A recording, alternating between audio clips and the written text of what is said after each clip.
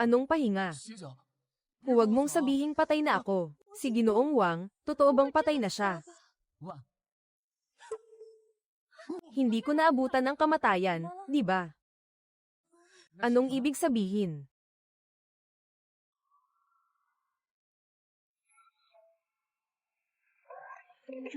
Nasaan ito? Ang dumi naman dito.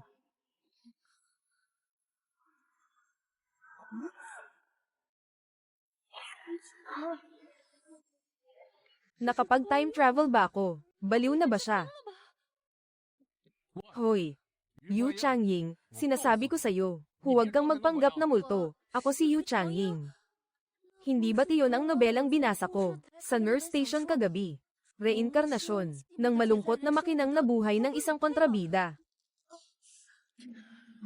Isipin mo, isang graduate ng prestihiyosong medikal na paaralan.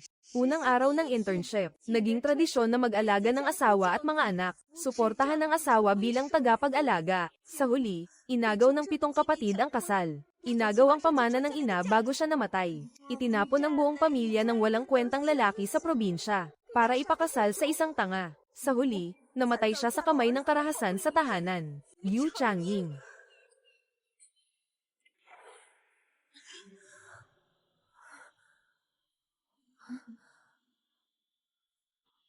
Qin Dongsheng. Yu Ruyan. Ang pagbabasa ng nobela ay nagpapagalit sa inyo ng husto. Ngayon, bigla akong napunta sa katauhan ng taong ito. Hindi ako magpapadala sa galit. Dahil nandito na ako, kailangan kong baguhin ang lahat. Sino ba naman ang gustong mabuhay ng ganun? Nakita mo na lahat. Ako at si Ruyan ang tunay na nagmamahalan. Gusto kong makipaghiwalay sa'yo, makipaghiwalay. Anong balak mong gawin? Simula ngayon. Ako, si Yu Changying, ay wala nang kinalaman sa'yo, Qin Dongsheng. Tandaan mo, ako, si Yu Changying, ang ayaw na sa'yo. Kuya Longsheng, hindi ka pangit.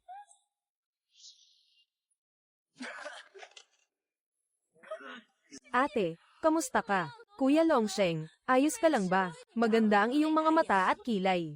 Ang mga binti ni Ate Laubi. Patay na lalaking manloloko. Dahil binigyan ako ng pagkakataon ng langit na magkita ulit, kailangan ko itong samantalahin. Ako, si Yu Changying, ang magiging asawa ng pinakamayamang tao sa hinaharap. Walang iba kundi ako.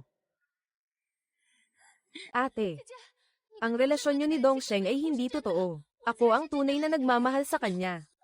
Yu Ruyan. Huwag kang magpanggap na inosente. Ako ang nanakit sa kanya, hindi ikaw, tama. Ate, pakiusap, tulungan mo ako. Paano ako gagaling kung patuloy mo akong sinasaktan?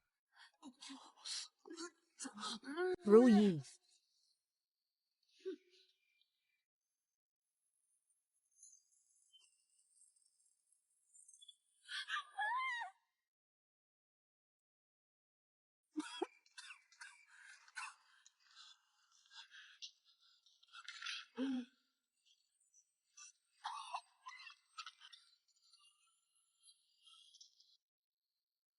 Kuya Yun, bakit mo ginagawa ito?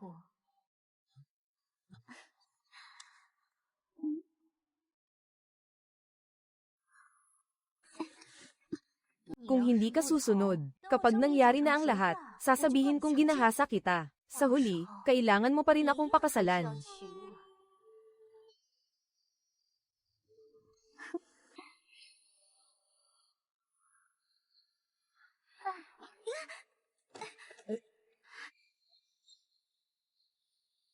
Huwag mo akong intindihin, habulin mo siya. Huwag natin siyang hayaang makatakas.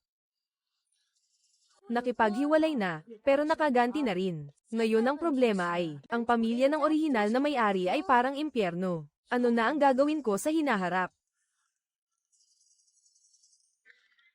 Ngayon ay pangalawa ko sa 1FA. Oo nga, panahon ng reforma at pagbubukas, maraming oportunidad.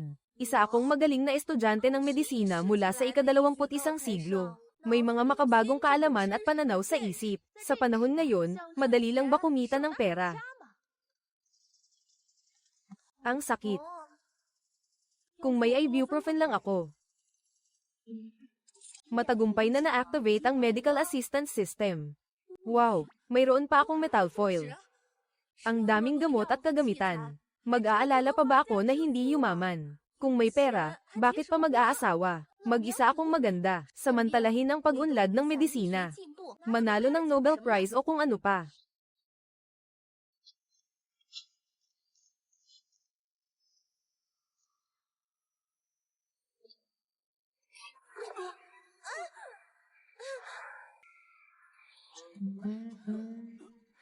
Sabi ko, hindi ka ba tumitingin sa daan?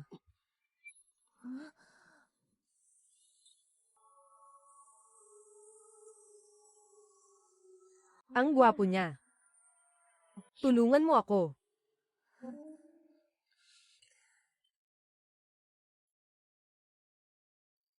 Mukhang nalagyan ng gamot ang gwapong lalaki.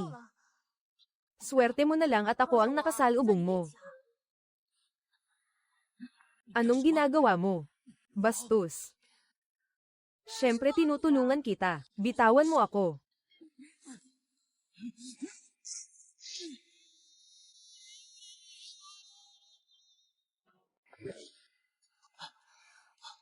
Ang ganda ng abs at mga oblique muscles. Ang ganda ng itsura sa military uniform. Pwede ka nang magdebo bilang top star sa modernong panahon. Huwag kang gumalaw, napakamahinahon ko. Ang likot mo naman, mukhang kailangan ko nang gumamit ng lakas.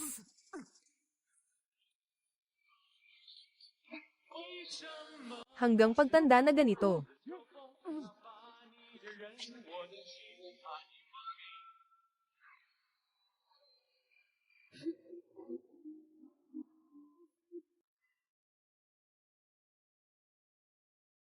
Sistema, maghanda ng acupuncture. Buti na lang may espesyal akong kakayahan.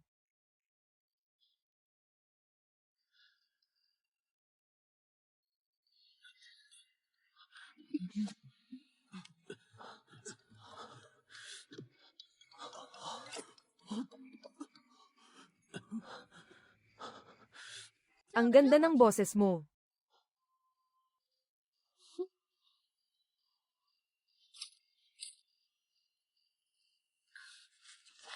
Tapos na, natanggal ko na ang lason sa'yo. Dapat mas komportable ka na ngayon. Kailangan kitang atali para hindi ka gumalaw at makaapekto sa akin. Ang bag na sinasabi mo, ito ba iyon? Bukod dito, may iba pa bang bag, ha? Hindi ba kinuha ko na? Halika, tingnan ko. Wala rin dito, ipagpatuloy mo ang paghahatid. Lumabas ka.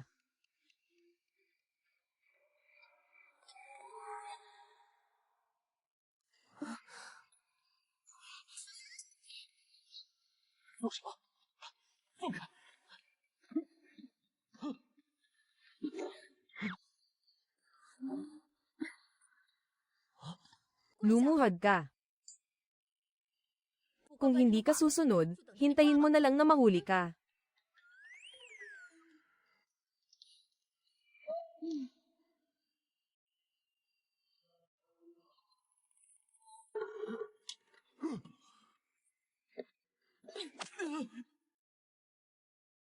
Ikaw na walang hiya.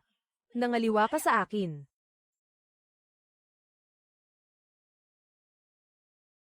Napakasama ng kapalaran ko na ikaw ang napangasawa ko. May sistema bang nagbibigay ng malakas na kapangyarihan?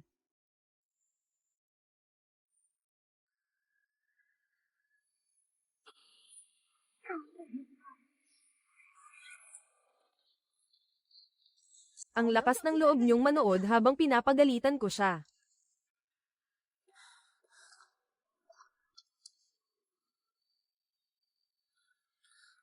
Pinakawalan na kita ng 2 beses. Siyempre, pera para sa kaligtasan. Gusto mo ng pera, ano pa nga ba?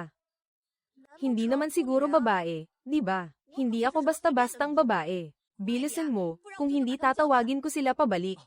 Sige, sige, wala akong ganong kalaking pera. Itong relo, medyo may halaga ito.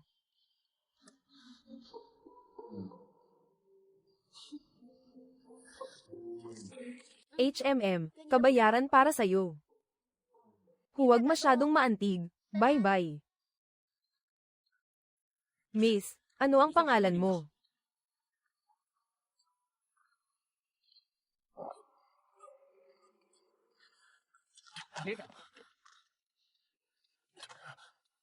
Tulungan mo akong hanapin ang isang tao. Sino ang gusto mong hanapin?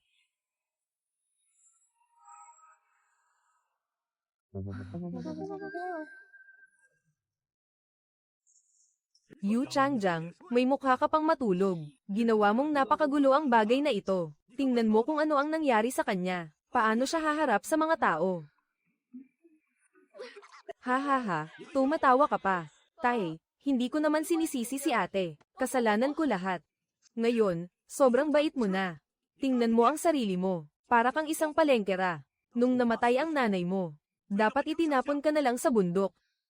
May problema siya sa ugali. Ako ang panganay na anak. Malibang turuan ko siya ng leksyon. Wala akong pakialam, sinabi na ni Lolo. Ang pamilya sa kooperatiba, ibibigay ko sa'yo. Basta't sumama ka sa kanya, mapapabuti ang pamilya natin. Pumayag na rin ang pamilya nila Dongsheng. Basta pumunta si Ruyan. Ang dot ay 3 brick at 1 tunog. Huwag mong harangan ang daan sa bahay. Paano kung hindi ko gawin?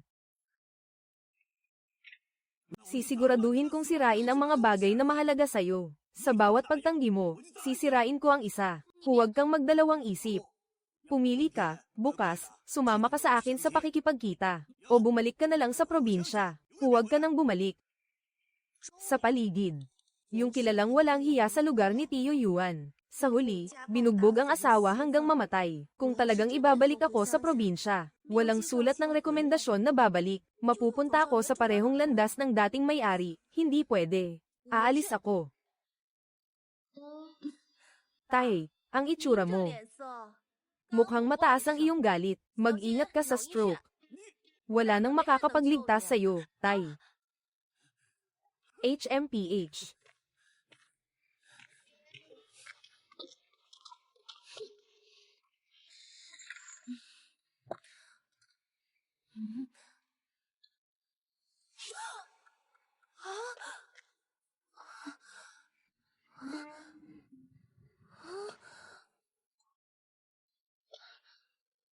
Halos nakalimutan ko ang orihinal na host, kaya nagkaganito ang balat niya. Talagang nakakainis nga. Ang tipikal na peklat ng acne ay may kasamang pag-iitim ng balat. Sa panahong ito, mahirap talagang gamutin dahil sa limitadong teknolohiya sa medisina. Gumamit ng sistematikong anti-acne cream.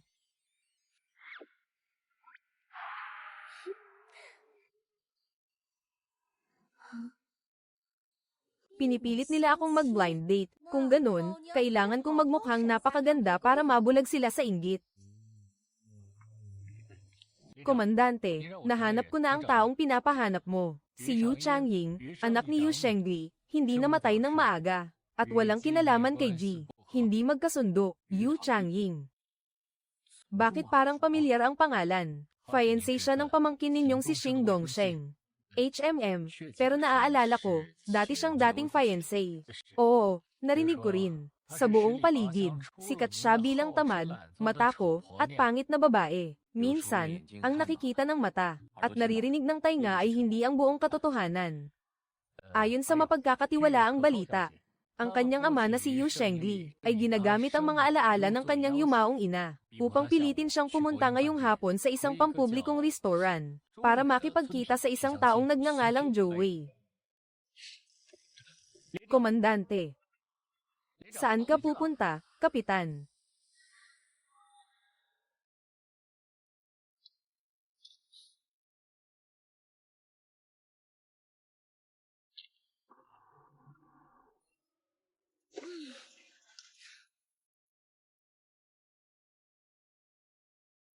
Magpapakasal ba, yung tipong ubos lahat ng ari-arian? Ilang araw na kitang di nakita, mukhang lumaki ka na. Dapat may sariling bahay para sa kasal. Yung 3 bagay, 72 paa, hindi pwedeng kulang. Dagdag pa ang 1,000 pesos na dote. At ang buwan ng sahod, ibibigay lahat. Ako na ang bahala sa lahat ng gawaing bahay.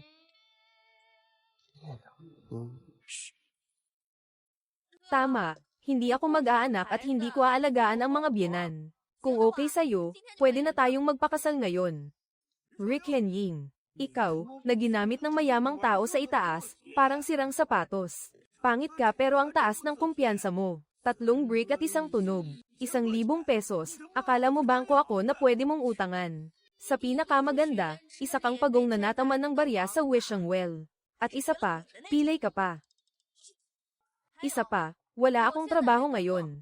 Kailangan mo akong irekomenda sa ospital ng probinsya. Ospital ng probinsya, baliw ka ba? Kung may pera at koneksyon ako, maghahanap ba ako ng babaeng tulad mo? Pakiusap, puro kain, inom, sugal, at bisyo ka lang. Sino ang magpapakita ng mukha mo sa pakikipag-date? Hindi mo ba tinitingnan ang sarili mo sa salamin? Ang pangit mo pero ang taas ng kumpiyansa mo. Kaya wala kang lalaki na gusto sa'yo. Sino ang nagsabing walang may gusto?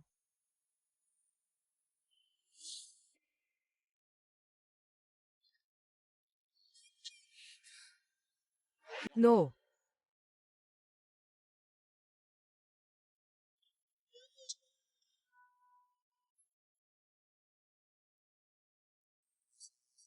Sino ka ba? Alam mo ba, alam mo, kung hindi ko kayang ibigay ang lahat, huwag na lang tayong magpakasal.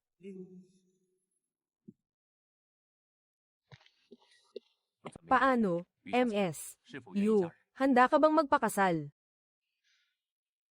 Kumusta, kasamang you? Ako si Qin Shiyun. Noong gabing iyon sa Angshang, ikaw ang nagligtas sa akin. Si Qin Shiyun, ang asawa ni Yu Ruyan sa orihinal na libro. Kalaunan ay napagbintangang may sala ng Kalaswan. Binaral ang opisyal na iyon. Hindi tama itong hita. Katatapos lang bugbugin ang walang kwentang dating asawa. Tapos biglang ikakasal sa bayaw. Ang sarap ng buhay. Sa wakas naranasan ko rin. Gumaganda na ang mga araw. Sabi mo kailangan mong pumili ng pamilya. Hindi mo na siya pakakasalan. Kung kinakailangan, tutulungan ko siyang baguhin ang kanyang kapalaran. Ano?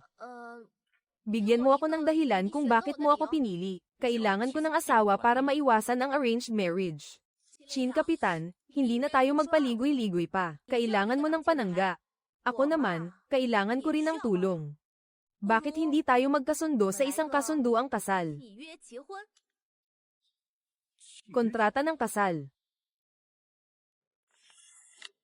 Kontrata sa pag-aasawa ay isang kasunduan na nabuo batay sa interes at damdamin. Kapag natapos ang kasunduan, automatikong mawawala ang relasyon. Ito ang mga kondisyon. Una, magkasama pero magkahiwalay ang kama. Pangalawa, walang anumang pisikal na paglalapit. Kung kailangan magkunwaring sweet sa publiko, kailangang magpaalam 3 araw bago. Ang pangatlo, walang pakikialam sa pribadong buhay. Ang pang-apat, kung may magugustuhan sa loob ng kasunduan, maaaring maghiwalay ng mas maaga.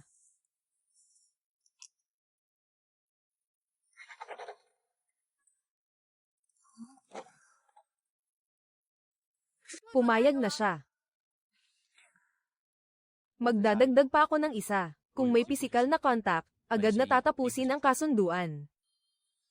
Nakakainis. Minamaliit mo ba ang isang dalagang ministro na maraming karanasan? Sige. Maghahanap ako ng araw para formal na mag-propose sa inyo. Basta may ID, pwede na magpakasal. Hindi na kailangang gawing komplikado. Hindi pwedeng balewalain ang tradisyon. Kung gagawin, gawin ng maayos. Para sa'yo, para sa'kin, at para sa mga bata. Oo, mahirap ang mga bata. Iniwan ng matigas ang ulong kuya ko ang 2 anak niya. Lalaki, 7 taong gulang. Babae, 5 taong gulang. Kung alanganin ka sa buy one, take 2. Ayos lang sa akin. Totoo ngang sinabi sa libro na may 2 siyang anak. Yun pala, sa kuya niya pala iyon. Ano bang ibig sabihin ng okay? Hindi ko alintana ang maging pangalawang ina. Kahit tunay na ina o pangalawang ina. Basta't mula sa puso ng bata ang pagtawag, iyon na ang mabuting ina. Aalagaan ko sila ng mabuti. Mababait sila. Tama, ano nga ulit ang sinabi mo na gusto mong ipagawa sa akin? Ang tunay na ina ng orihinal na may-ari. Ang ibig kong sabihin, bago namatay ang aking ina, may iniwang jade bracelet na ipinasapasa sa mga henerasyon. Bilang aking dote, ito lang ang tanging bagay na pinahahalagahan ko mula sa pamilyang iyon. Pero kinuha ito ng kapatid kong babae, at hindi ko matanggap. Kailangan ko ang tulong mo para mabawi ito. Sige. Pansamantalang tiket sa pagkain, katulong sa paghahanap ng kayamanan. Isang pindot na karanasan para sa mga bata, sabay na pagsagip, sa gwapo na malapit nang mawala.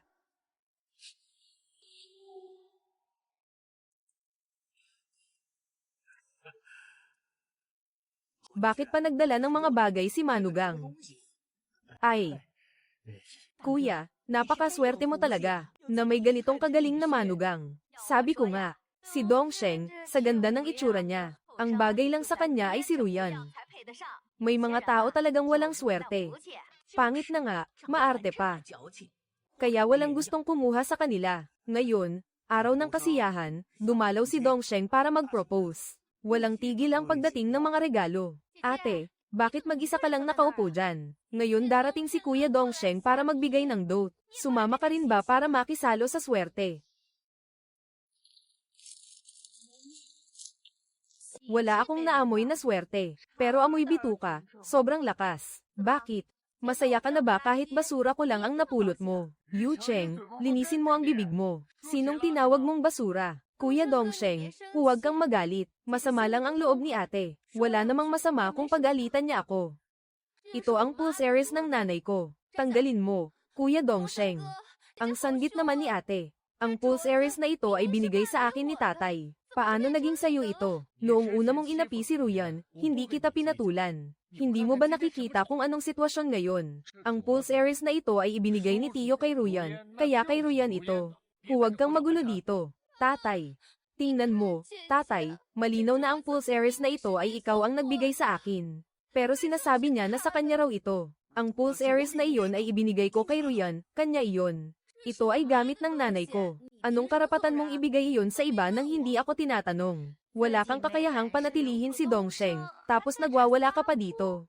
Tingnan mo ang itsura mo. Sinong lalaki ang magkakagusto sa'yo, mag-alala ka ng 800 beses. Kahit mamatay lahat ng lalaki sa mundo, hindi ko siya magugustuhan. Sana'y magkatuluyan sila. Mabuhay ang bagong kasal.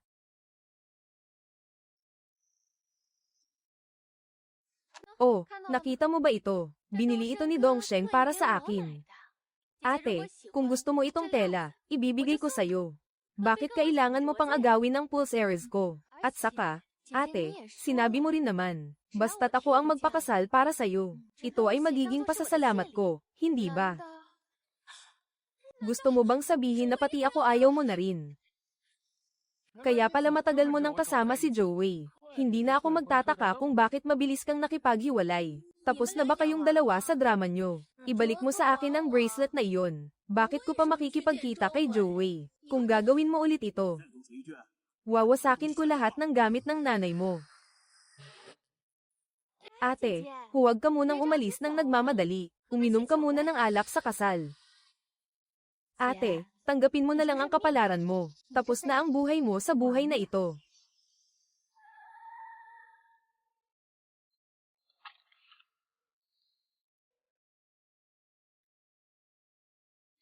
Ha?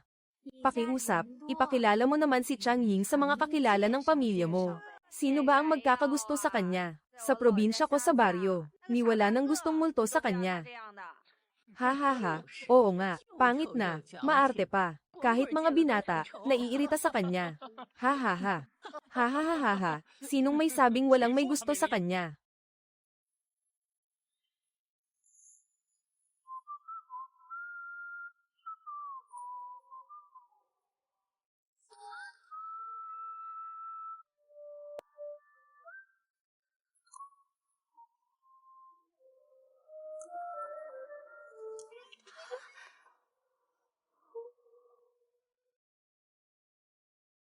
Si Qin Shi Yun noong nakaraang buhay ay napagbintangan ng mga kaaway na isang kriminal.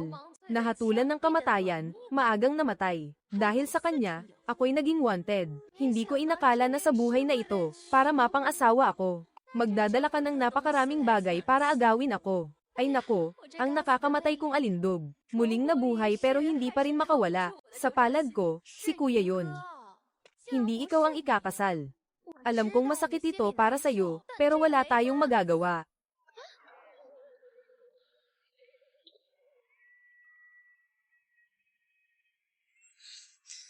Magsalita ka na.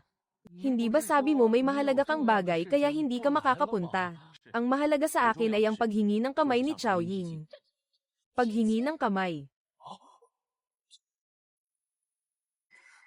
Bakit ka nandito? Para sunduin ka pa uwi. Narinig ko may nag-abandona sa'yo. Xiao Shu, nagkamali ka ba tungkol sa kanya? Pero alam ko kung sino talaga siya. Ikaw ang laging gumagawa ng gulo at pinapahiya si Chang Ying. Napahiya mo na ang buong pamilya Chin. Uncle, masyado ka namang biglaan. Kaka-break lang ni ate, tapos ikaw naman. Ginawa ba ito ni ate para inisin si Kuya Dongsheng? Nag-imbita lang ba siya ng aktor? Ako, si Chin Shiyun, kailangan ko bang magpakasal ng may drama? Pinagdududahan mo ba ako o siya? Isang makinang panahi. Isang bisikletang Yongju. Isang pares ng relo na Shanghai. Isang radyo na Hangzin. Isang imported na telebisyon. Pera na 1,001 yuan. Isa sa libo. Isang set ng alahas na jade. Tela ng upuan.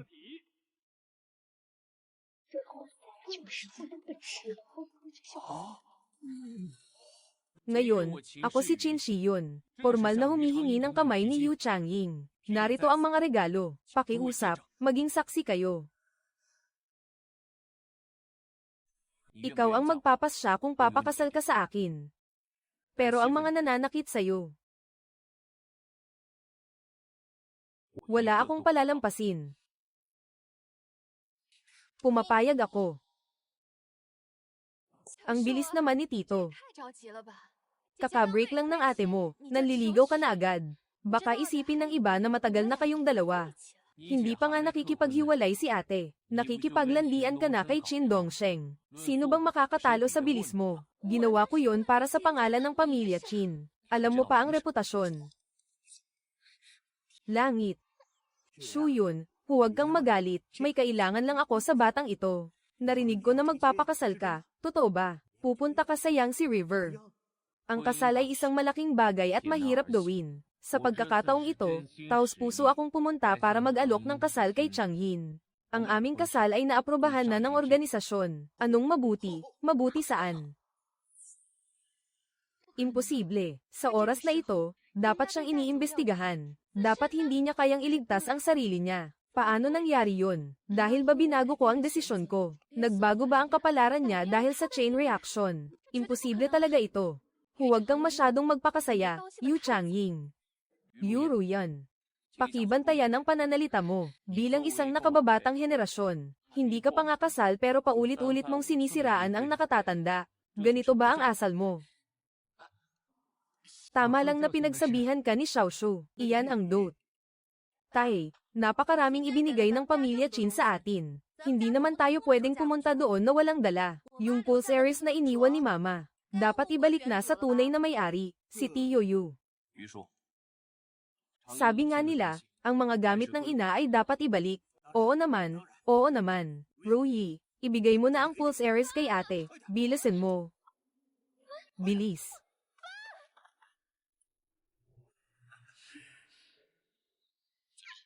Umuwi na tayo, okay. Bawiin mo para sa akin.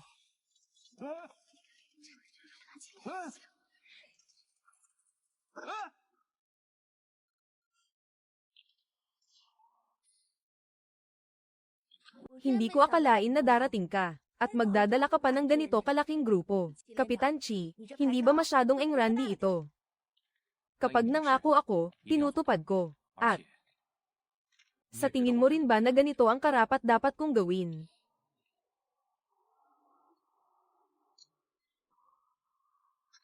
Ah, iyon. Natupad ko na ang kasunduan. Paano kaya kung bukas pumunta ka rin sa bahay namin? Para makilala mo ang pamilya ko, ano sa tingin mo? Ah.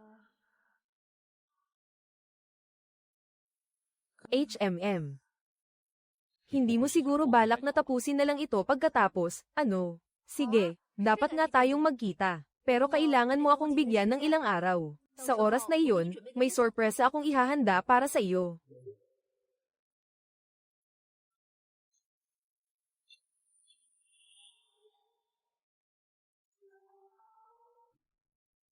HMPH, napaka-absurdo. Ikaw, kabalyero, sabihin mo sa akin, ang pag-aasawa sa anak na babae ni Dongsheng na hindi niya gusto. Gusto mo bang gawing katatawanan ang pamilya Chin? Sa harap ng dalawang pamilyang ito, ano bang kasalanan namin sa buhay na ito? Isang dalaga nakakahiwalay lang sa kasunduan sa kasal, biglang naging asawa ng tiyuhin. Sa tingin ko, nawalan ka na ng matinong pag-iisip. Tama nga naman. Sa tingin ko, dahil iniwan sa kasal, nagmadaling humanap ng mas mataas na estado. Hindi man lang tiningnan kung ano ang sarili niyang halaga. Hindi ko hahayaang maging madrasta ko ang masamang babaeng iyon. Kung sino ang pakakasalan ko, desisyon ko iyon. Mas naiinggit pa ako sa kanya kaysa sa inyo. Alam mo naman. Alam mo bang sisirain nito ang reputasyon mo? Ang tatay ko ay direktor ng Agricultural Science Institute. Dahil lang sa galit kay Suwan, pumili ka ng babaeng walang kwenta. Pagsisisihan mo ito habang buhay. Ngayon ko na sinasabi ito. Ngayon, kung nandyan siya, wala ako.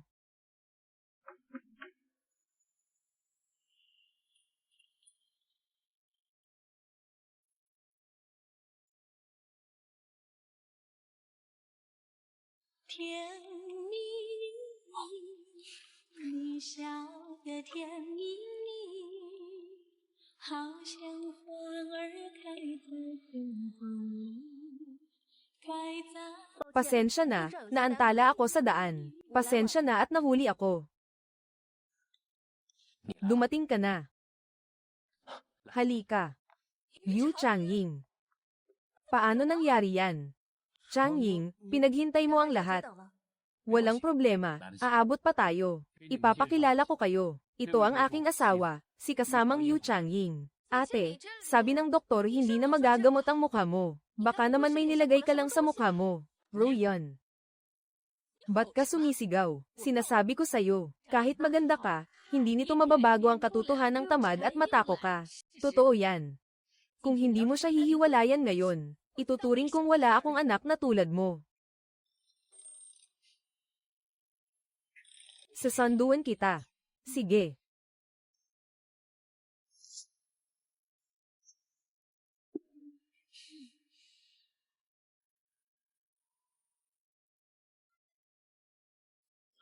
Nako, sino ang nabubulunan? Nako, dali, dali, tapikin mo siya, bilis. Nako, anong gagawin natin ngayon? Ay, mukhang malala, hindi pwedeng tapikin agad. Mas lalo lang lalala kung itatapik. Ako na. Ate, hindi mo nga alam ang mga letra. Paano ka makakapagligtas ng tao? Ganyan, mapapahamak mo si Ming Yuan. Bilisan mo, umalis ka sa ospital. Hindi mo kayang panagutan kung may mangyari sa anak ni Yun Muyan. Ay nako, halika rito. Sabihin niyo sa kanya, ang ginagawa niya ay makakasama sa bata, siya'y isang malupit na babae. Bakit? Pati babata ay ayaw mong payagan. Hindi ito ang tamang oras para manggulo ka.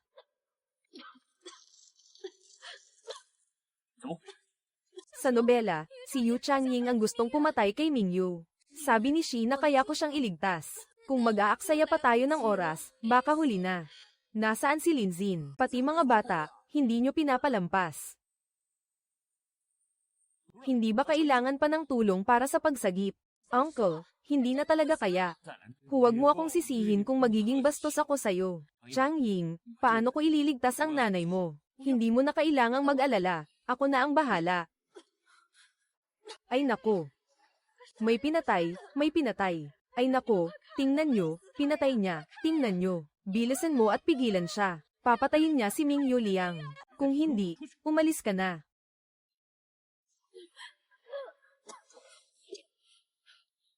Sige na, tapos na, wala na. Isuka mo lang, magiging maayos na. Magpahinga ka muna.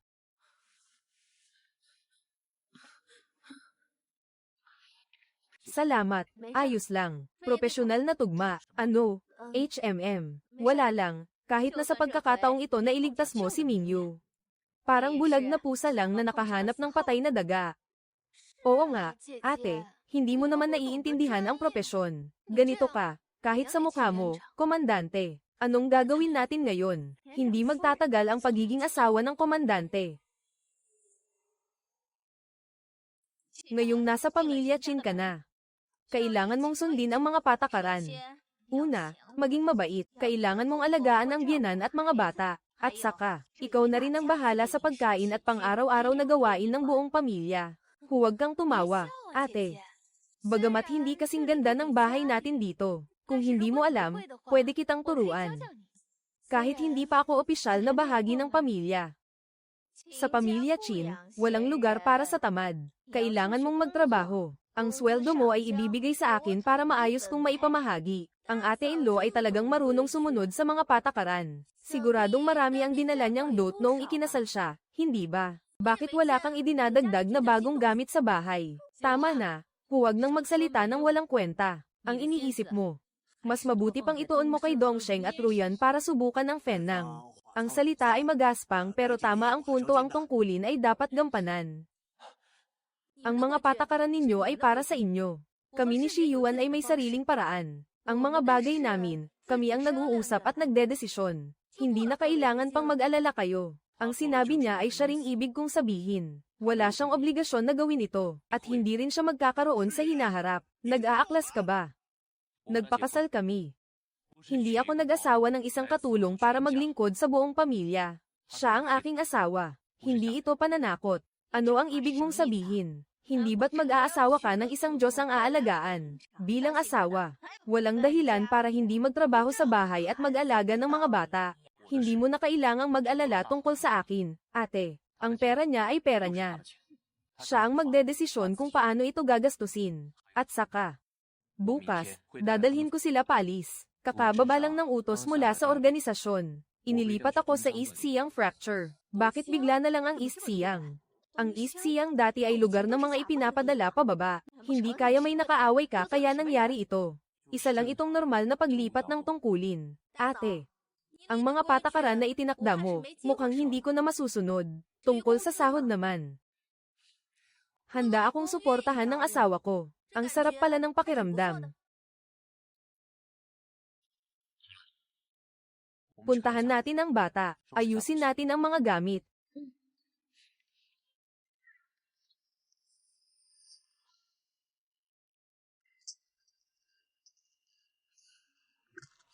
Bakit tahimik ka lang mula nang umalis tayo sa bahay?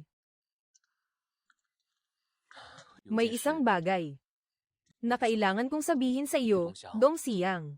Hindi lang ito tungkol sa papel. Ako ay ini-report ng hindi nagpapakilala. Narito na ang orihinal na kwento. Ito ang simula ng trahedya ng nakaraang buhay. Anong hindi nagpapakilalang report?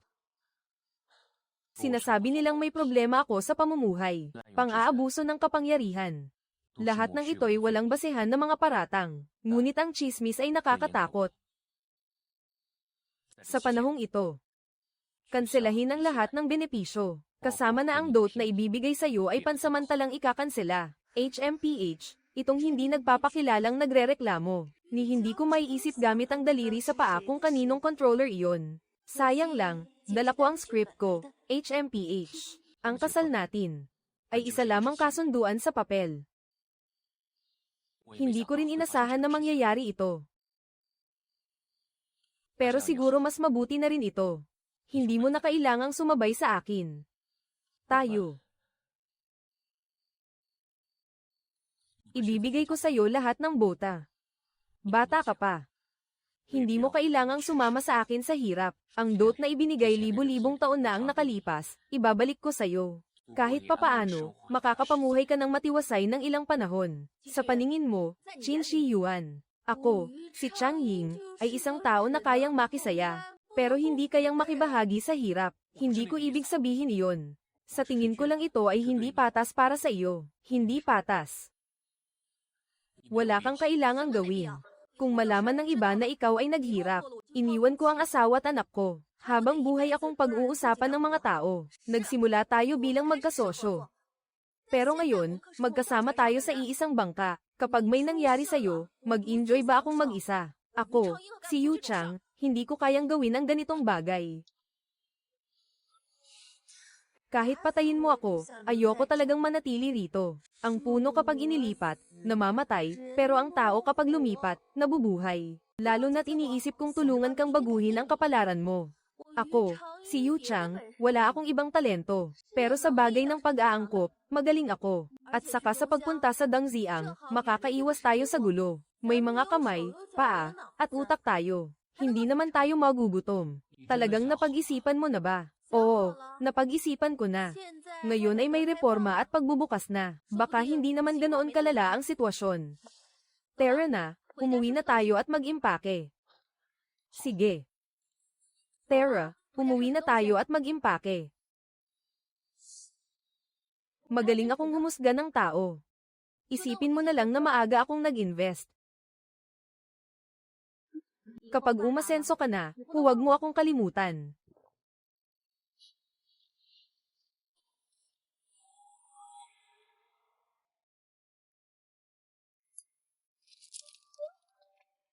Uy, aalis ka na. Ang bilis mo naman, handa ka na bang tumira sa ganong lugar? Dapat talagang magmadali. Kapag nahuli ka, mahirap na. Baka naman ang mas maayos na kulungan ng baka ay naunahan na ng iba. Bakit? Mali ba ang sinabi ko? May mga tao kasi. Hindi talaga nakatakdang yumaman. Sino ang mag-aakala na ang dating kagalang-galang na asawa ng komandante ay magtatanim na lang pala? Narinig ko nga, ang lugar na iyon, 1 taon ng ani. Hindi pa sapat para pakainin ang mga daga. Oo nga pala, aalis na rin kami. Hindi katulad ninyo. Pupunta kami sa Shenzhen para maghanap buhay. Sa talino ng kapatid kong si Dongsheng. Ilang araw lang, magiging milyonaryo na ako. Hahaha, parang usok. Anong ginagawa mo? Gusto mo bang magpanggap na asawa ng komandante? Ito'y pinaghirapan gamit ang sariling kamay. Mas mabuti ito kaysa sa mga taong nagnanakaw ng gamit ng iba. Para magmukhang maayos pero hindi mapanatag ang loob.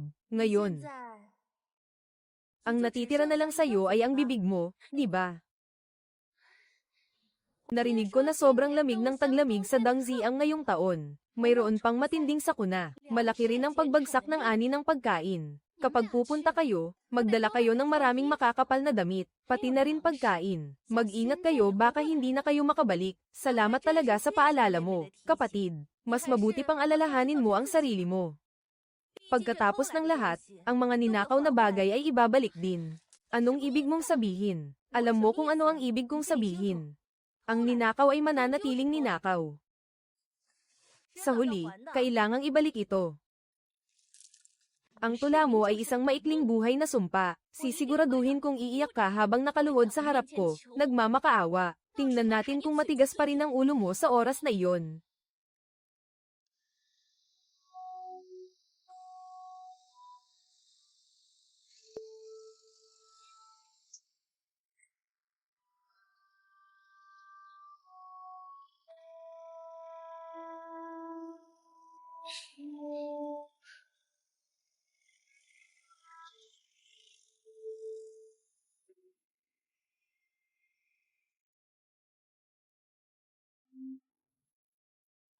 Ito ang mga sundalo. Narinig ko na umabot na siya sa ranggong kapitan. Siguro nagkamali siya.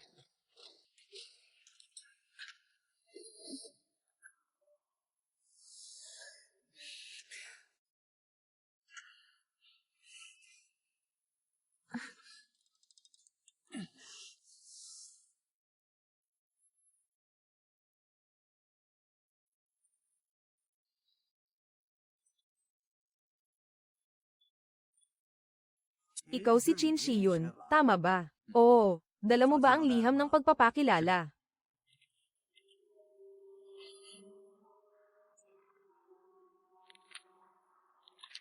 Pasensya na.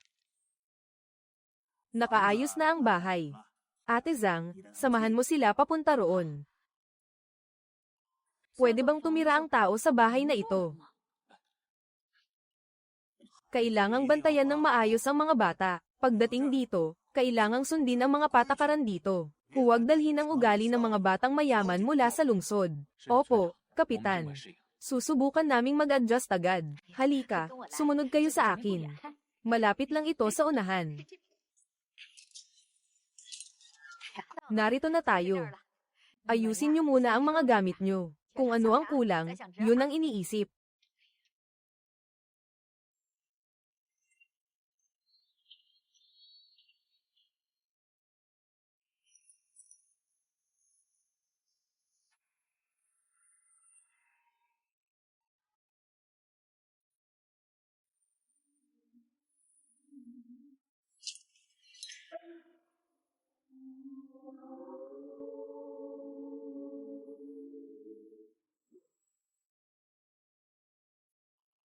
Mas masahol pa ito sa kulungan ng baboy. Ayoko talagang tumira dito. Tatay, pwede ba tayong bumalik? 不能回去。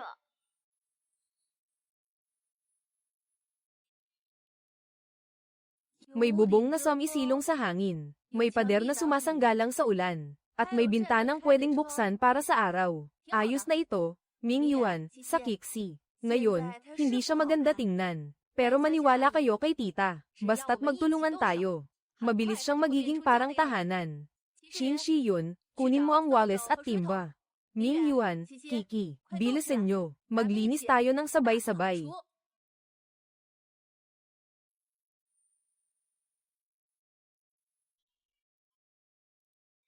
Dalhin mo ang 2 bote ng disinfectant.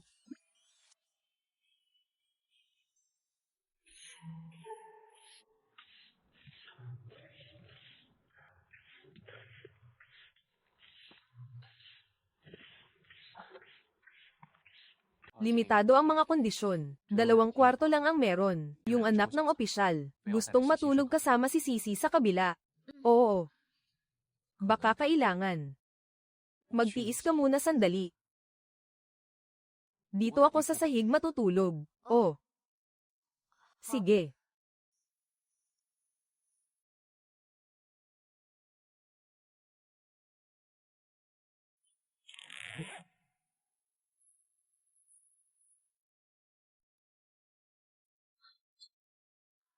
Lahat ng ipon ng pamilya ay nandito. Kunin mo. Bumili ka ng anumang kailangan mo. Huwag kang mag-alala.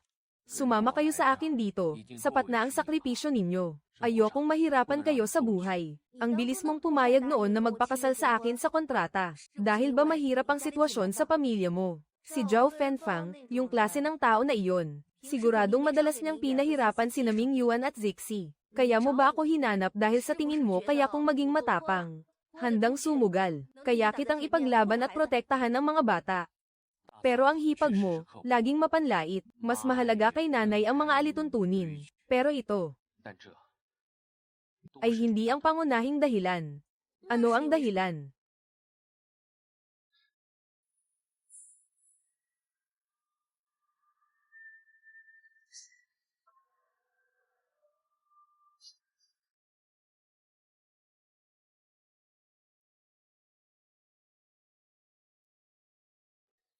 Nandyan ba si Naguyaw, Yuan Ying, Shen Qin, at Shu Yun?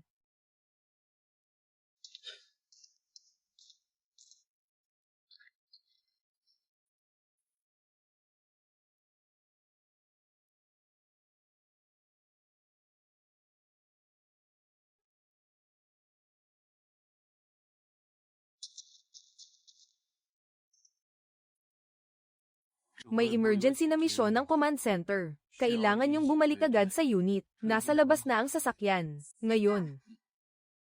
Ang misyon na ito ay maaaring tumagal ng kaunti. Mga bata, matagal. Ako ang bahala sa bahay. Huwag kang mag-alala. Sige. Kain na. Hahaha, ikaw ang gumanap.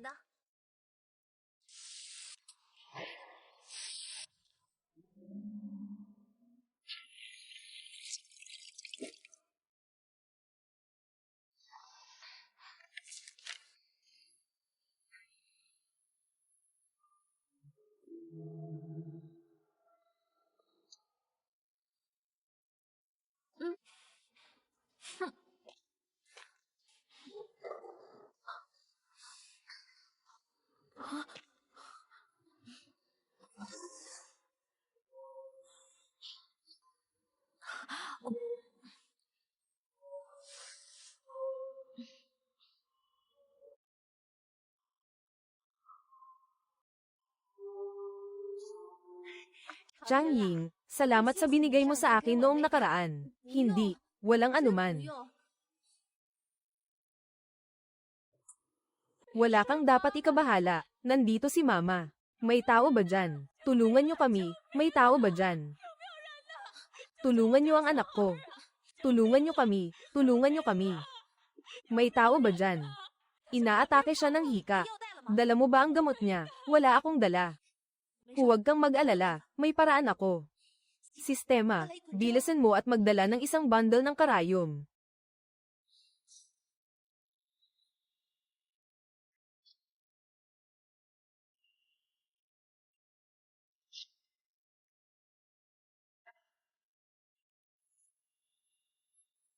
Wow, ang galing naman. HMM, mukhang ayos na. Salamat.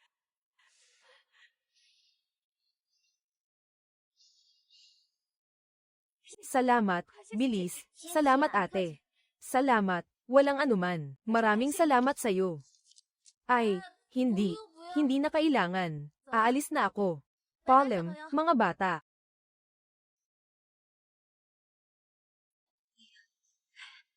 Chang Yin, ilang karayom ba ang tinusok mo sa akin? Ang braso ko, kaya ko na agad itaas. Ang galing mo sa panggagamot. Mas magaling ka pa kaysa sa mga doktor sa ospital ng militar. Tingnan mo. Masama na ang lagay. Si Ate Ma ay papaluan na si Ming Yuan. Ano?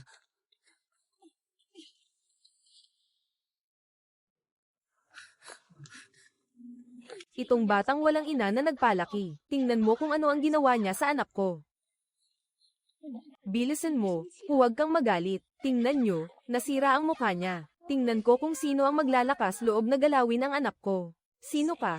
Ako ang nanay niya, ang magulang ni Qin Ming Yuan. Sakto ang dating mo. Si Qin Ming Yuan ang unang nanakit, napakainit ng ulo niya. Tingnan mo ang mukha ng anak ko, puro gallows. Ang anak ko ay hindi basta-basta nananakit ng iba. Siya ang nagtulak sa akin, hindi ako. Ginoong Leo. Naintindihan mo na ba ang buong pangyayari? Ano pa ba ang kailangang intindihin? Ang anak ni Ate Ma ay mabait at masunurin. Hindi rin siya magsisinungaling. Kailangan talagang magbayad ng danyos. Mamaya, dadalhin ko ang batang ligaw sa harap ng paaralan. At sa harap ng lahat ng estudyante, paluhurin siya sa harap ng anak ko. At mag-sorry, kung hindi, hindi matatapos ito. Hanggat hindi malinaw ang lahat, hindi kami magso-sorry. Kung ganun, pupunta ako sa inyong kapitan, para humingi ng hustisya at tulong mula sa mga magulang. Pinapayuhan kita, magpakatino ka na lang at agad humingi ng tawad at magbayad. Ang pagkontra kay Madaji ay walang mabuting may dudulot sa'yo. Humingi ka na ng tawad. Si Madaji ay asawa ng nakatatandang Lin Zonzen. Oo, hindi namin kayang kalabanin kayo. Ano bang sinasabi mo? Mahalaga ang oras ni Madaji. Wala akong oras para sa'yo. Mag-sorry ka o magbayad, mamili ka na agad. O kaya paalisin na lang ang batang ito sa eskwela. Hindi kita tinatanong kung anong nangyari, bakit tahimik ka. Ngayon, kailangan mong magpaliwanag sa akin. Tapos ka na, anong klaseng ugali yan? Ang ugali ko ay walang sino man ang pwedeng magparatang sa anak ko nang walang basehan. Una, hindi dahil walang magulang si Qing Yuan. Ako ang nanay niya. Pangalawa, bilang guro. Hindi nagtatanong kung tama o mali. Ang alam lang ay magpasikat sa mga anak ng opisyal. Anak nila, tao rin. Pero ang mga anak naming ordinaryong tao, hindi ba? Karapat dapat bang apihin? Ikaw, nagsisinungaling ka. Sumusunod kami sa mga patakaran. Patakaran. Aling patakaran ang nagsasabing makikinig lang ang guro sa isang panig? Aling patakaran ang nagsasabing ang biktima pa ang magsosorry? Para sa kabutihan ninyo ito. Gusto nyo pa bang mag-aral ang anak nyo sa eskwela? Sa ating sariling wika. Ikaw ay isang sip-sip. Sip-sip, bakit ka nagmumura? Hindi ka lang tanga, pati ikaw.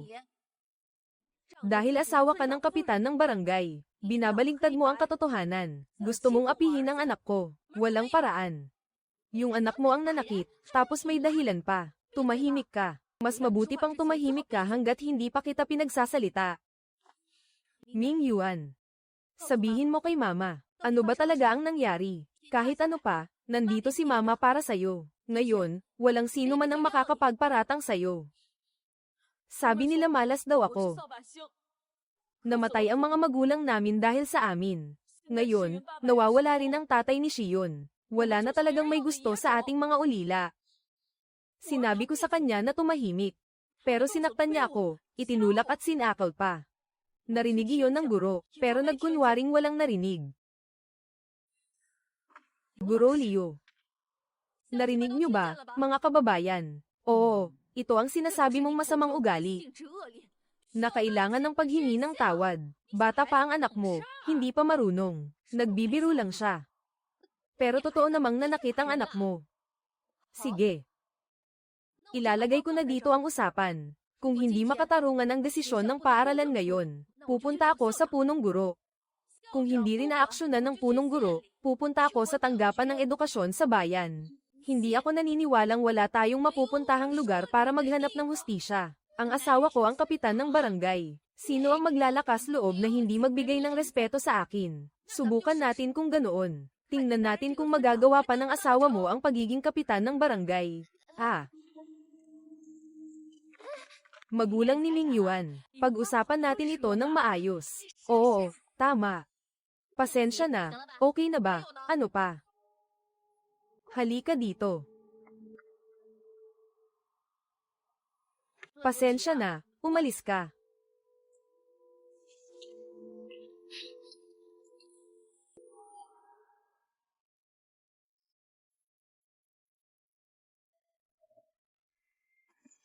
Mama, ang sarap ng sabaw na ito. Basta magpakabait si Sisi sa klase ni Yuhong. Bibilhan ka ni Mama ng gusto mong kainin. Narinig ko kahapon, para kay Ming Yuan. Nakipagtalo siya sa guro ng eskwela. Kahit na sobrang nag-aalala siya para sa bata, paano naman kaya ang magiging buhay ng bata sa eskwela? Tama ka dyan.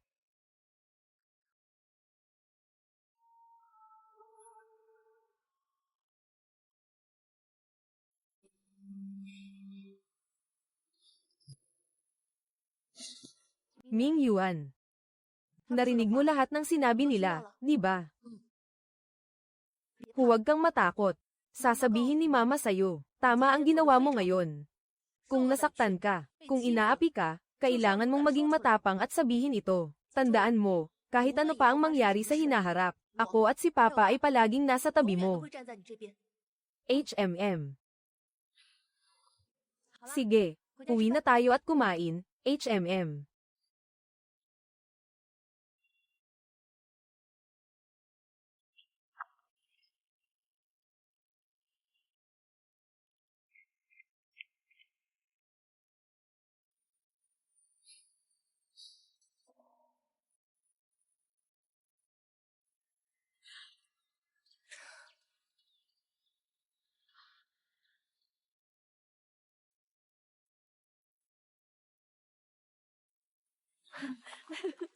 Tatay.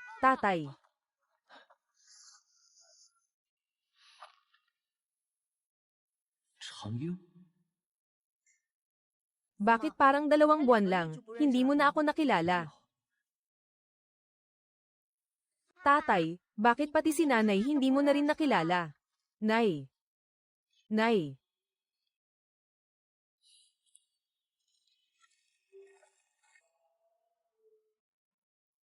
Ang laki ng pinagbago ng bahay na ito.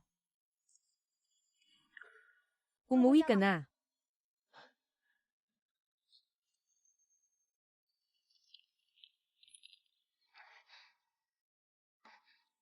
Bakit? Bakit siya ang ganda ng buhay niya? Bakit kahit sa ganitong lugar ang ganda ng buhay niya? Nabuhay ako ulit. Inagaw ko ang kasal niya at sinundan ang landas niya. Dapat lahat ng bagay ay maayos. Bakit ang gulo-gulo na ng lahat? Ano ba ang naging problema?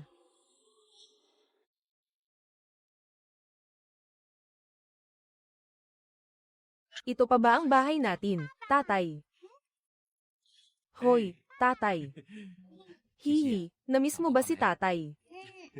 Ang tangkad mo na. Ang bigat mo na. Kapalaran. Sa bahay, nakikinig ka ba? Sa sinasabi ni tita, wala ka bang ginawang kalokohan? Wala akong ginawa. Magpahinga ka muna. Ako na ang magluluto. Tumigil ka. Anong ginagawa mo? Simula ngayon, ang pagluluto. Kapag nasa bahay ako na ang bahala.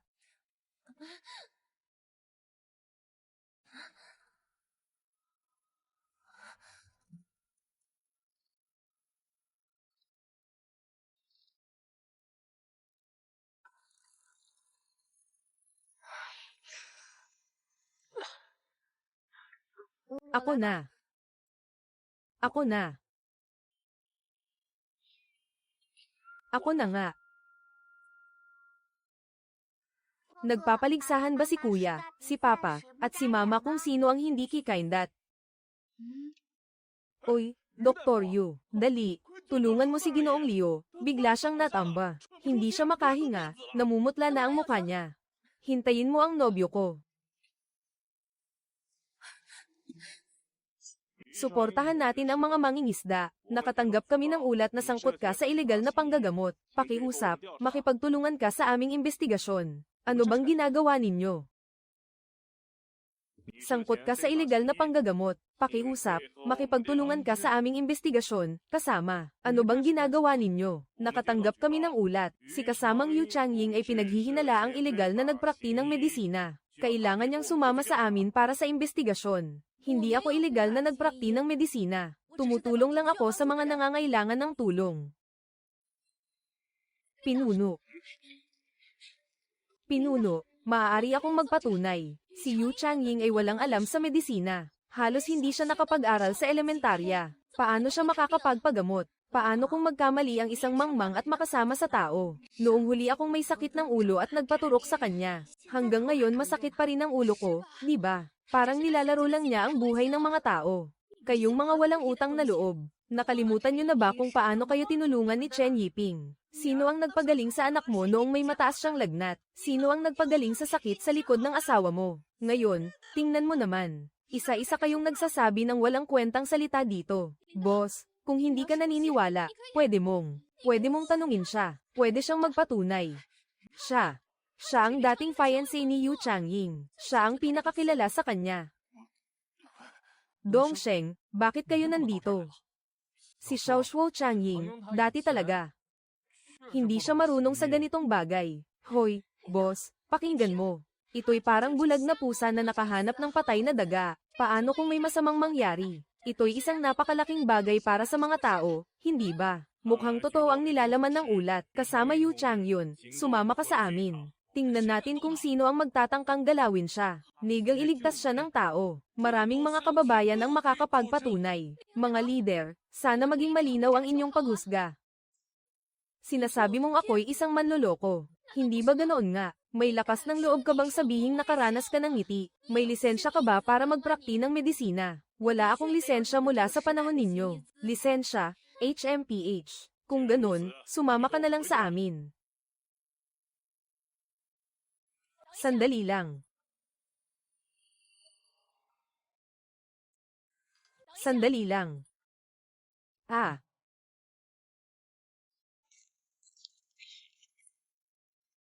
Direktor ng bayan, bakit kayo nandito? Nasa gitna kami ng opisyal na tungkulin. Alam ko, pero napadaan lang ako at nakita ko ang buong pangyayari. Kasamang Changying, nagkita na naman tayo. Ikaw ba, nakalimutan mo na? Noong araw na iyon, pauwi ako sa baryo kasama ang anak ko. Bigla siyang inatake ng hika. Ginamit ni kasamang Changying ang sarili niyang gamot at acupuncture.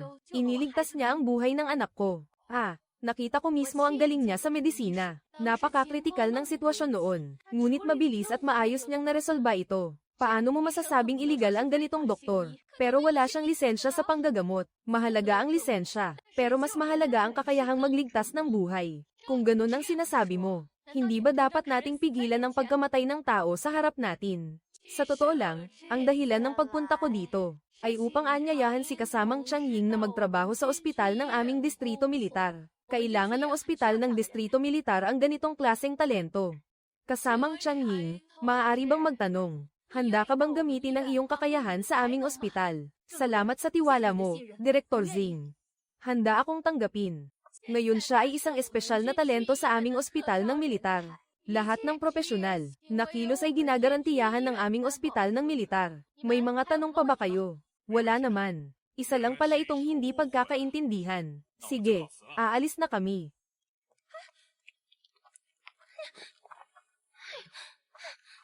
Falem.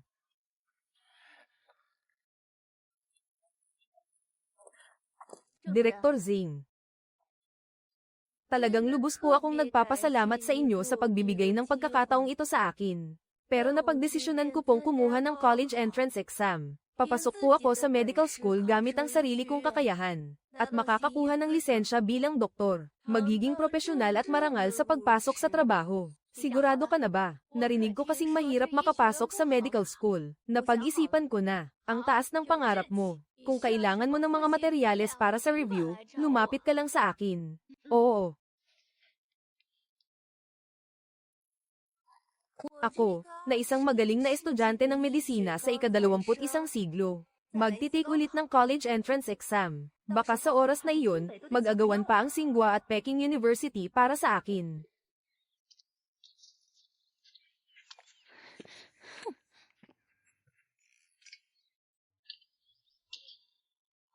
Kanina, parang napipi ka ah. Panoorin mo si Yu Chengying na babaeng walang hiya na nagpapasikat, tapos ako ang ginagawang katatawanan. Ni hindi ka man lang nagsalita kahit konti. Magsalita ka naman. Hindi ka pa ba tapos magwala? Hindi pa ba sapat ang kahihiyan ngayong araw? Kung hindi mo lang pinilit isulat ang walang kwentang sulat na iyon noon, hindi sana umabot sa ganitong kahihiyan. Kung hindi mo lang sinayang ang pera sa negosyo, kailangan ko bang magtago sa lugar na ito? Ah, kasalanan ko pa ngayon. May mukha ka pang magsalita. Kung hindi mo lang ako, hinikayat na bumili ng radyo. Nakikita raw ng malaki. Nasa ganitong sitwasyon ba ako ngayon? Nagbibigay lang ako ng impormasyon. Ikaw pa rin ang huling magdedesisyon, di ba? Sinabihan pa kita na tama na, pero nakinig ka ba? Ikaw ay malas. Ano ang sinabi mo? Ako malas. Ikaw naman ay walang silbi.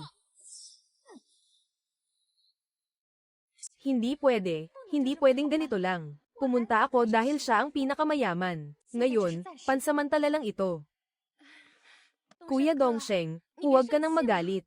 Pasensya na, nadala lang ako ng galit. Galit lang talaga ako kay Yu Changying. Hindi mo rin ako tinutulungan. Masakit ang loob ko. Alam kong masakit sa'yo ang pagkabigo sa negosyo. Pero sasamahan kita. Naniniwala ako na babangon kang muli. Huwag ka nang magalit, ha? Huwag ka nang magalit, oh. Huwag ka nang magalit. Sige na, tama na. Sa susunod, huwag mo nang guluhin si Yu Changying. Narinig mo ba? Sige, susundin kita, susundin kita. Yu Changying, balang araw, ilalagay kita sa ilalim ng aking mga paa.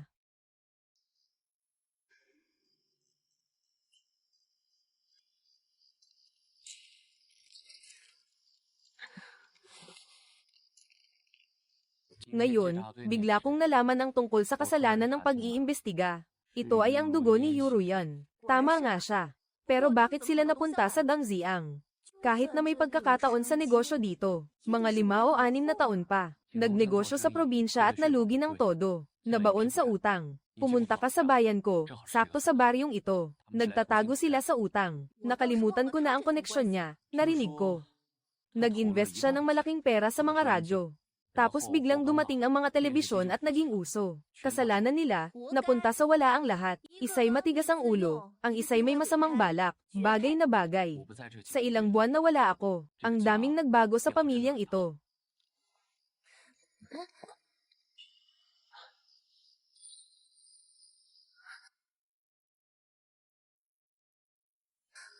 Ang init, kalma lang, Yu Changying. Nandito ka para baguhin ang pagtatapos ng graduation, hindi para makipagrelasyon. Nasaan ang diwa ng kasunduan? Natural lang na magbayad para sa serbisyo. Si Ming Yuan at Sisi ay mababait na bata.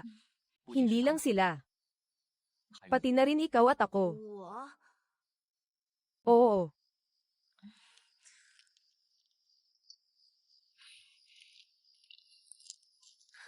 Malamig na ang panahon at malamig ang sahig. Matulog ka na sa kama ngayong gabi. Ah. Magkanya-kanya na lang tayo ng gawa nito. Hindi ba't parang hindi maganda yan? Anong masama doon? Ah, ang ibig kong sabihin. Matutulog lang naman tayo.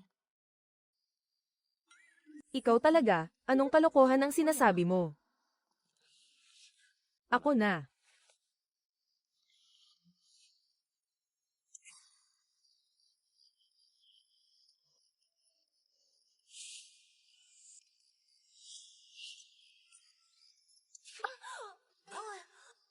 Pasensya na.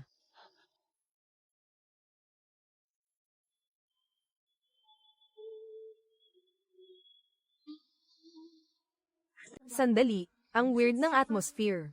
Bakit siya tumingin dito? Dapat ba akong umiwas o? Wala ito sa orihinal na libro.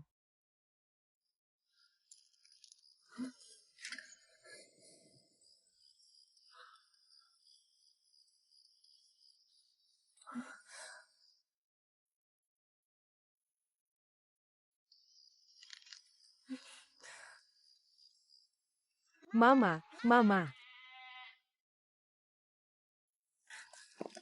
Mama, natatakot ako.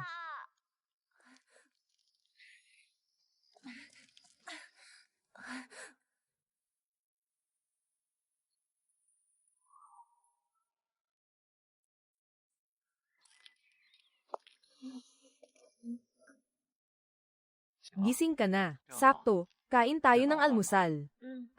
Ganito ang pakiramdam ng tahanan. Asawa, anak, at mainit na higaan. Mukhang maganda naman. Mama, tingnan mo, maganda ba ang binili ni Papa? Mayroon pa ito. Maganda, maganda rin ang bola na ito. Nagpasalamat ka na ba kay Papa? Salamat, Papa. Sa pagkakataong ito, dumaan ako sa isang lungsod sa timog. Mukhang maganda naman. Kaya binili ko ito para sa'yo. Para sa akin. Mahal ba ito? Sa timog, bihira rin ito. Bakit mo ito binili? Sayang lang ang pera. Hindi naman mahal. Tama ka. Ang pagsusuot at paggamit ng anuman ay personal na desisyon. Pero ngayon na may kakayahan na tayo, dapat lang gumamit ng mas maganda. Alam mo ba? Nagpaputok na ang matigas na lalaki. Sino ba ang makakayanan ito? Wala ito sa kontrata. Kalma lang, superhero. Salamat. Mas maganda si Mama kapag suot ang bagong damit. Hindi ba maganda na siya dati? Malayo pa ang buhay ko. Isang kwento ng tagumpay sa karera at pag-ibig. Sa wakas, dumating na ang pagkakataon ko. Napakagandang araw ngayon. Lahat ng inaasam ay matutupad. Xiao Ying. Ang mabuting aso ay hindi humaharang sa daan. Hoy. Matagal na tayong hindi nagkita, pero ang daldal mo ay hindi nagbago.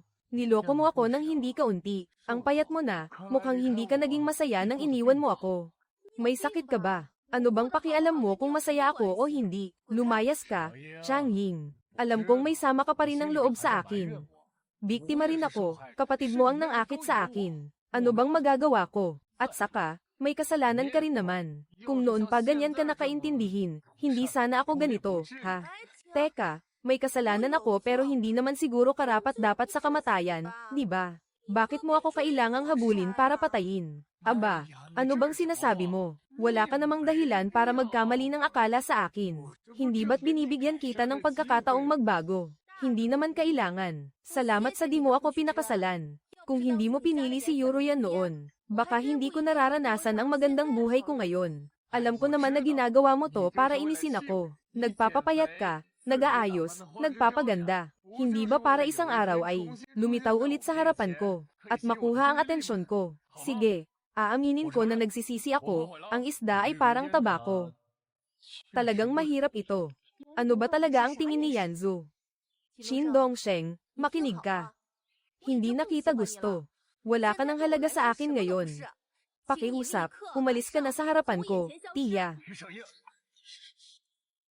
Huwag kang magpakawalang hiya. Bitawan mo ako, nasasaktan ako, huwag kang bastos. Mas lalo mong pinapakita na may nararamdaman ka para sa akin. Ano bang ginagawa mo? Nababaliw na siya. Sinasabi ko, may kaunting hindi pagkakaintindihan lang kami ni Xiang Ying. Kailangan ko siyang kausapin ng masinsinan. Kausapin, hanggang sa kailangan mong hawakan si Xiao Shen. Qin Dongsheng, ang iyong dangal at kahihiyan ay parang itinapon mo sa aso. Kahit ano pa ang dahilan mo sa pagpunta dito, makinig ka. Kung makita kitang ginugulo ang asawa ko ulit, huwag mo akong sisihin kung hindi ako magpapakita ng awa, umalis ka. Ang kamay niya ba ay pwede mong hawakan? Ayos ka lang ba? Ayos lang, Medyo masakit lang ang pulso ko. Ah. Gaano na siya katagal nandito? May sinabi ba siyang kung ano-ano? Kada rating ko lang, umalis ka na. Ano bang sinabi niya? Parang ang asim ng tono niya. Nagseselos ba siya? Wala naman, ayos lang. Tara na, may ibibigay ako sa'yo.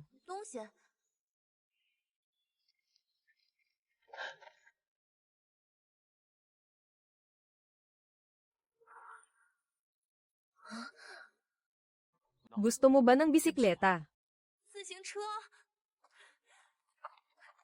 Phoenix brand ito. Maraming pera at tiket ang kailangan dito. Talagang kumuha ng tiket. Sa susunod, mag-aral ka sa online library. Mas madali kang makakapunta. Hindi ka pwedeng laging maglakad. Sobrang mahal ito. Subukan natin.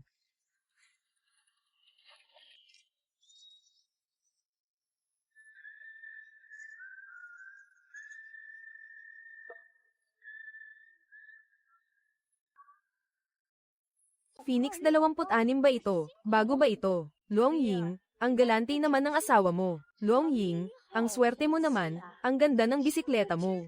Ang ganda, Luong Ying. Lahat kami ay naghihintay na makita kang sakay ng bisikleta, papunta sa ospital ng militar.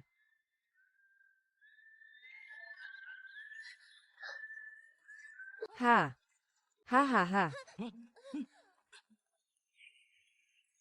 Ha.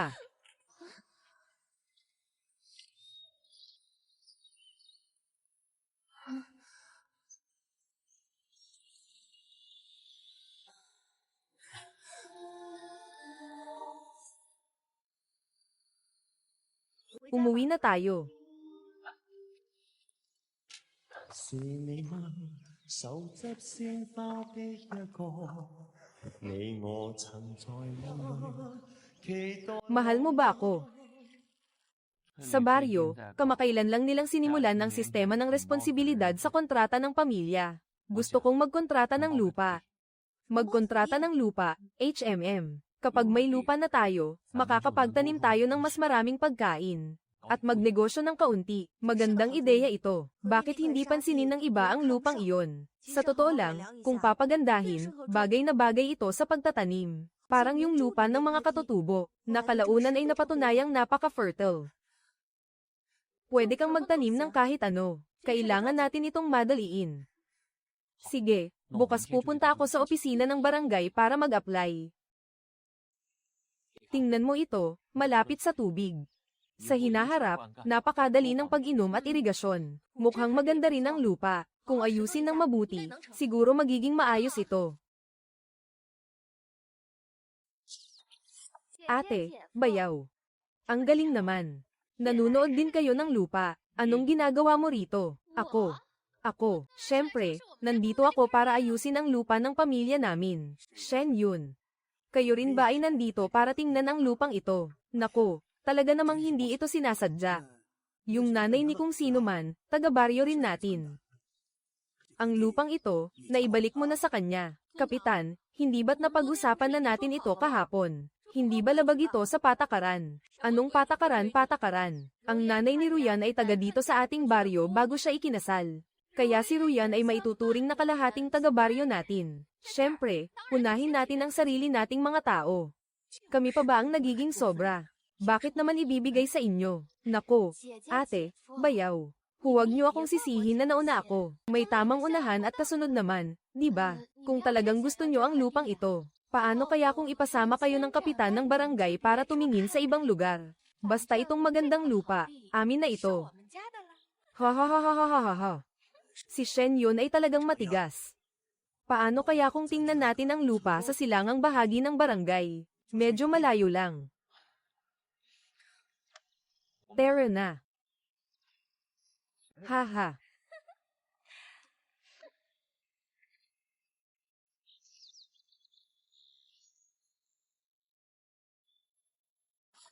Okay lang, baka mas maganda yung lupa sa silangan. Sa silangan puro buhangin lang, walang tatubo doon. Huwag kang mag-alala, may mga dating kasama pa ako. Tatanungin ko sila mamaya, tingnan natin kung may iba pang paraan. Hindi ko hahayaang ikaw at ang mga bata magutom. Naniniwala akong hindi tayo kayang pabagsakin ng ganitong klaseng problema. Tingnan mo, mga alimango. Ang dami nito sa panahong ito dito. Mag-ingat ka, baka ka makagat niyan. Sa tingin ko, may naisip akong paraan.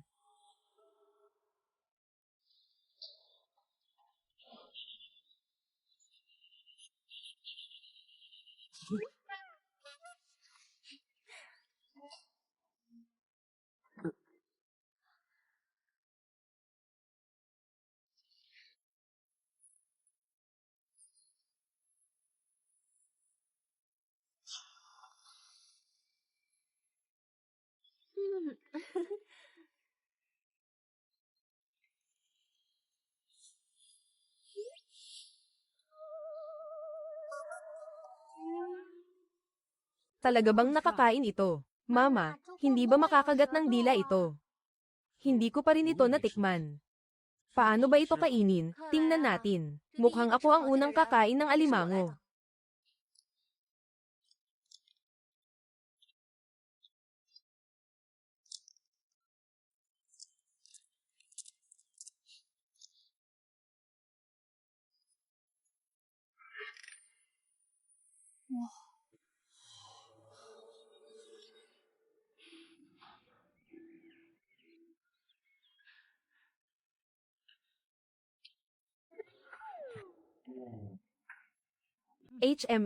Talagang ang napakasarap. Hindi ko akalain na alam mo rin ito. Halika, Kiki, ikaw naman dito. Ang sarap talaga nito, kuya. Sabi mo lang yan, hindi mo naman kinakain.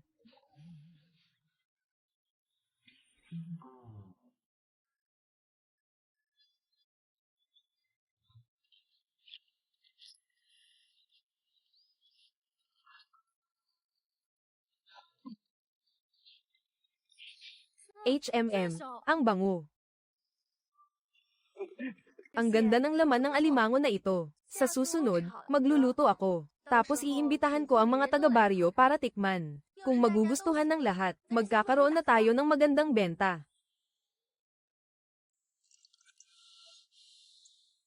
Hahaha, Du Sheng.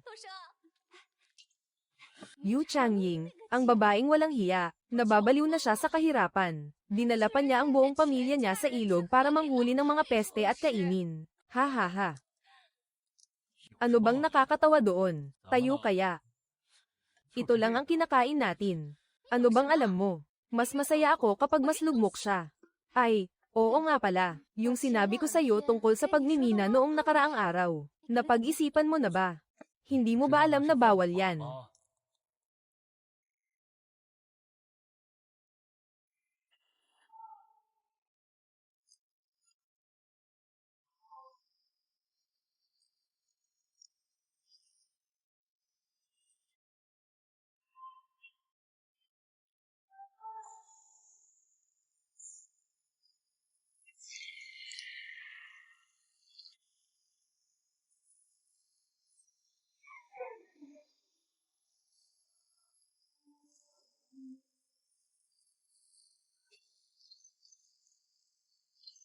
Anong amoy to? Ang bango, parang nilagang karne. Mas mabaho pa sa nilagang karne. Kalokohan, saan pa sila kukuha ng pera para maglaga ng karne? Galing sa bahay nila ang amoy na to, kakaiba. Ang bango talaga. Wow!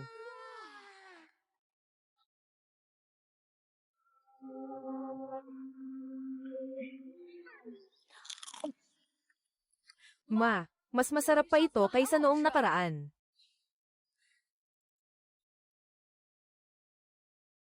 Gusto ko rin kumain.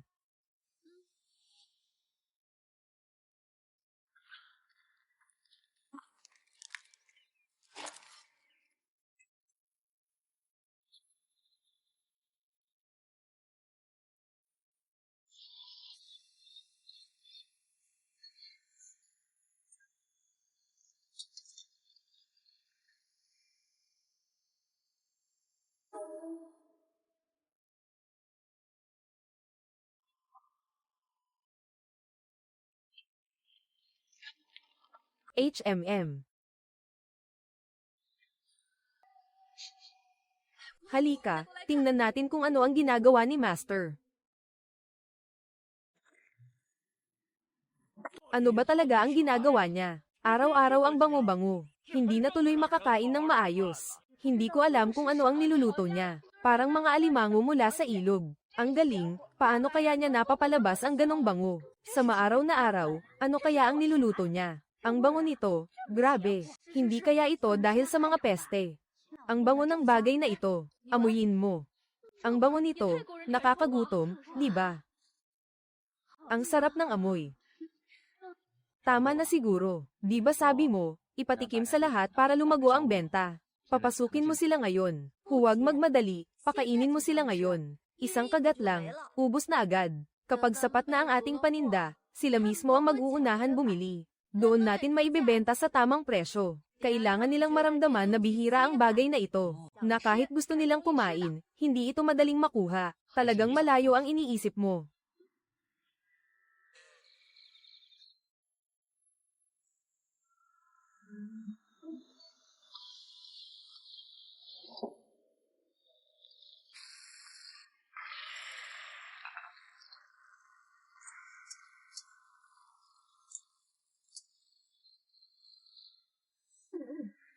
Nako, ano ba ito? Pwede ba itong kainin?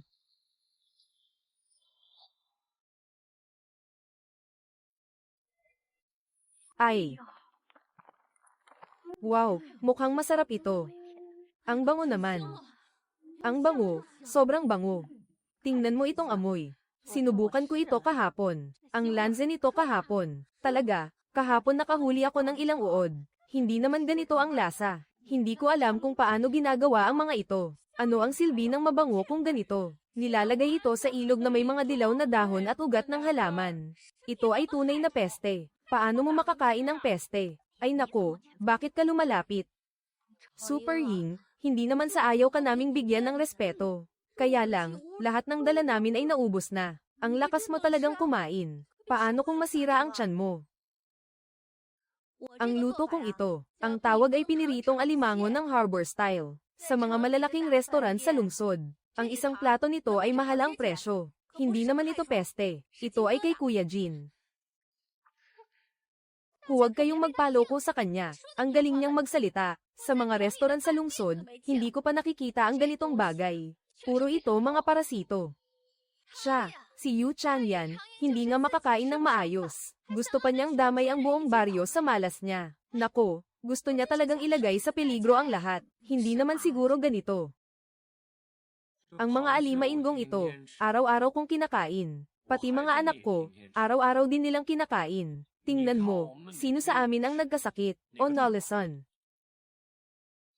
Kung hindi mo alam, huwag mong sabihing hindi maganda ang isang bagay. Si Chang Ying, nagpakahirap at naglaan ng oras, para may bahagi ang magagandang bagay sa lahat. Nagkasala tayo. Tara na, tara na. Sige na, tara na. Umupo ka dito, tara na. HMPH.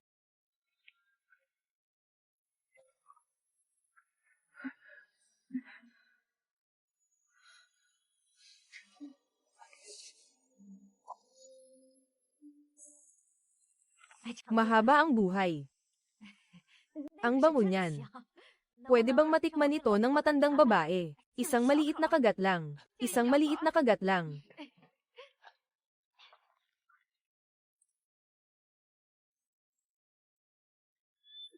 Diyos ko, ang sarap naman ito.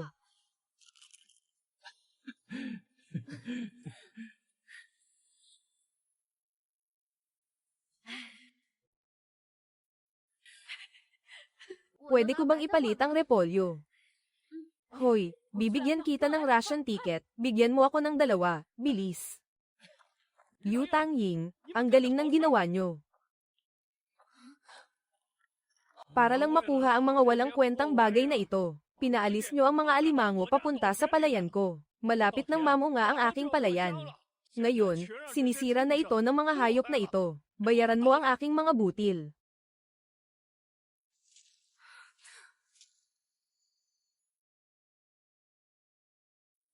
Kuya, kasalanan ko ito. Hindi ko naisip na sisirain niya ang mga pananim. Mga kababayan, kapag marami ang alimango, sinisira nila ang palayan. Ito ay isang bagong problema na ating kinakaharap. Hindi natin kayang hulihin lahat ng ito. Kailangan nating mag-isip ng pangmatagalang solusyon.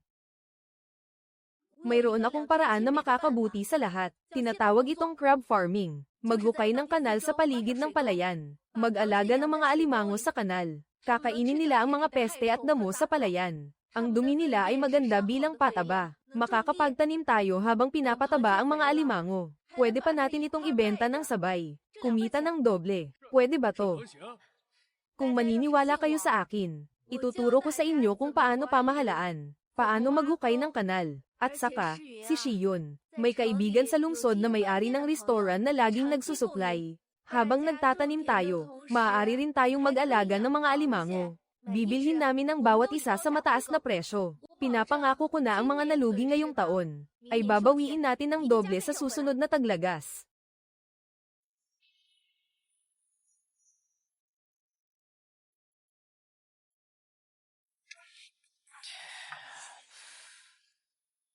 Hindi ba sinabi mo na may lason yan? At nakakamatay kapag kinain. Tumahimik ka, ano bang alam nila? Mga ignorante.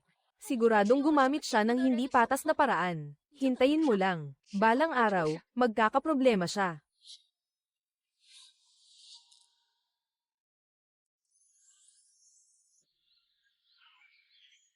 Ngayon, espesyal na pumunta sila sa baryo natin para tingnan ang trabaho ni Che. Ang baryo natin ay talagang magiging tanyag ngayon. Salamat kay Chang Ying. Hindi lang niya naisip ang paraan para masolusyonan ang mga sakuna. Pero nagbigay din siya ng bagong paraan para kumita tayo. Ang batang ito ay tunay na bayani ng ating baryo. Oo nga, nailigtas niya ang mga ani. Nadagdagan ang kita. 2 magandang balita sa isang pagkakataon. Talagang maganda ito. Talagang maganda, ang batang ito ay napakahusay.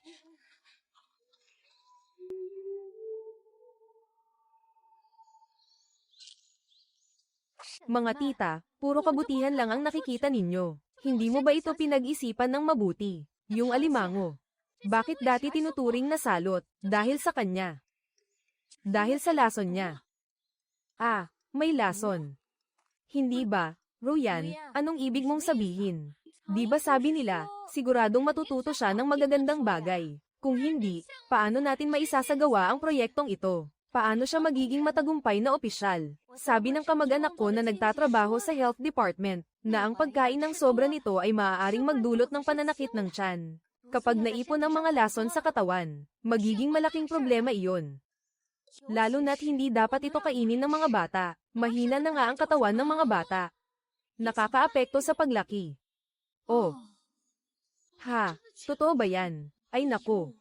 Naku, tama nga ako. Grabe, nakakatakot. Kailangan kumain para maging maayos ang gatas. Huwag magmadali, lilinodin ang lahat. Tama, narinig ko na yung tungkol sa kasunduan mo kay Suwan. Siya ang pinuno ng grupong eksperto sa pagkakataong ito. Anong kasunduan sa pagkabata? Biro lang iyon ng mga matatanda. Hindi ba't napag-usapan na natin na huwag nang banggitin ito?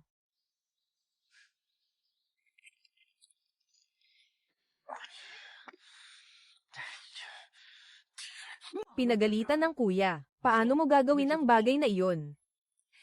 Tama na ito.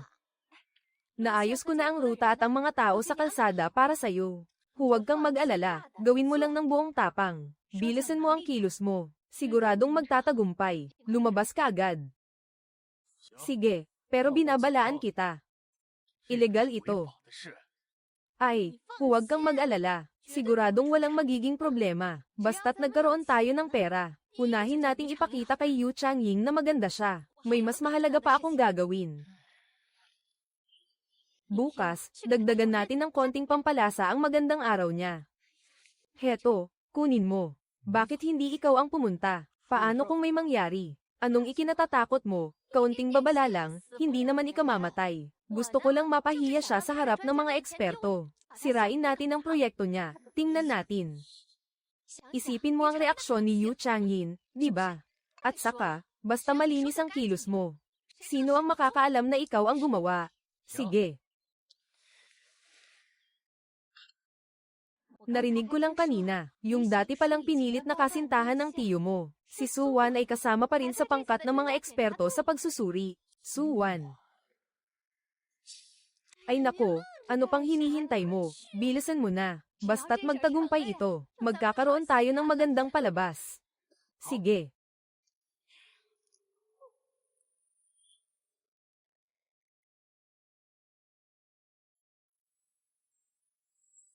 Sabi ni Aling Zhang. Kahapon, palihim na nagtatanong si Yuruyan tungkol sa mga eksperto.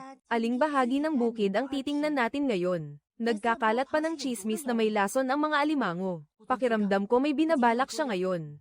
Sa Dongsheng, huwag mong pakialaman ang mga bagay sa Tianquang, gipit siya ngayon. Madaling magpaka-extreme. Bantayan mo siya ng mabuti ngayon.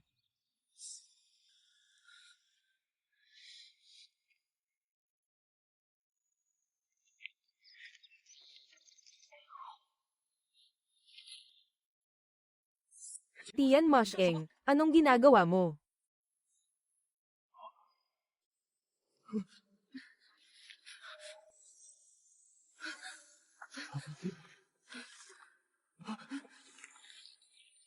Pamperga ito, wala akong nobela. Hindi ba't ikaw ang gustong sumire sa fund na ito, para pagtawanan ng mga eksperto, at tuluyang pabagsakin ang proyekto ko? Pupunta ako sa grupo para ipaliwanag. Hindi ako ang may kasalanan.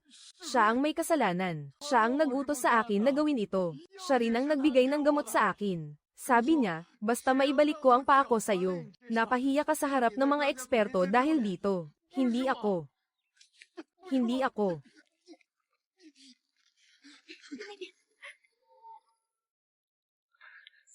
Walang hiya. Karapat dapat ka bang tumayo sa tabi ni Kuya Shion? Kung ganun, agawin mo siya.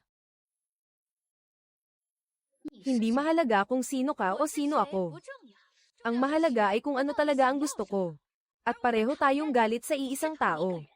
Matutulungan kita makuha ang gusto mo, pero kailangan mo akong tulungan alisin ang problema. Bakit kita paniniwalaan?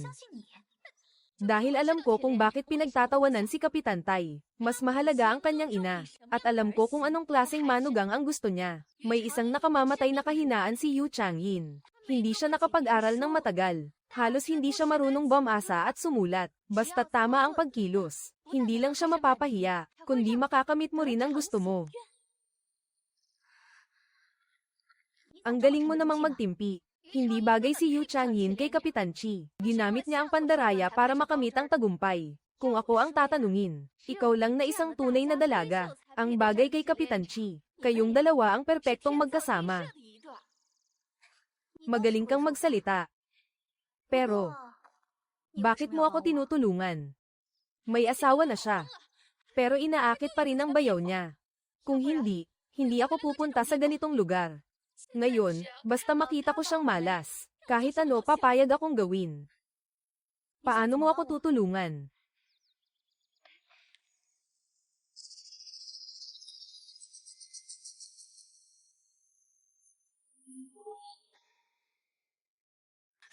Shuro niye. Putang ina, muntik mo na akong mapatay ngayon. Kung hindi dahil sa nobela, ama ko na sana ang magpapakain sa akin sa loob. Ano ba ang sinisigaw mo? Wala namang nangyari.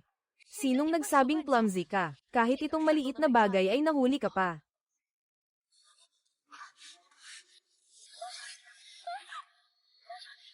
Magpakumbaba ka kahit magkano ang pera mo. Ikaw ang walang kakayahan. Sinisisi mo ako sa pagsunod. Ano bang respeto ang sinasabi mo? Tanda. Ano ba ang ginagawa mo? Paano mo nasabi na may lakas ng loob ka lang? Ikaw, malupit na babae. Kita ko na ang tunay mong kulay. Ang malas ko naman at ikaw pa ang napangasawa ko.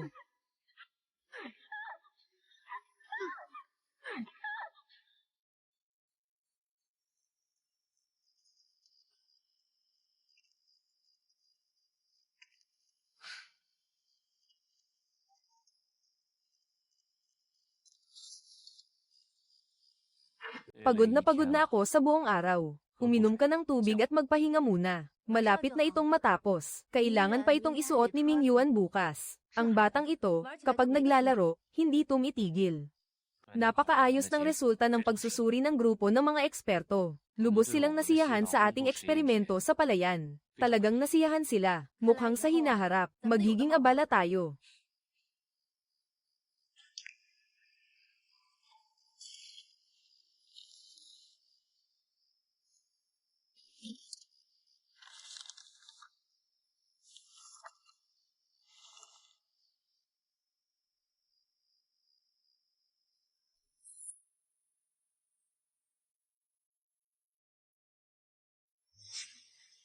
Bakit mo inilabas ito? Marami akong napag-isipan nitong mga nakaraang araw. Iba ka na ngayon. May sarili ka ng trabaho. Lahat ay nasa ayos na. Ang kasunduang ito para sa'yo. Matagal nang nawalan ng halaga.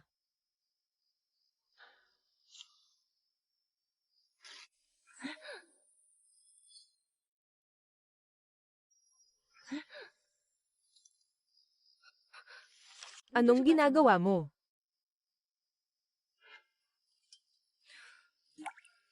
Kaya, tatapusin mo na ba ang kasunduang ito? Maghihiwalay na ba tayo?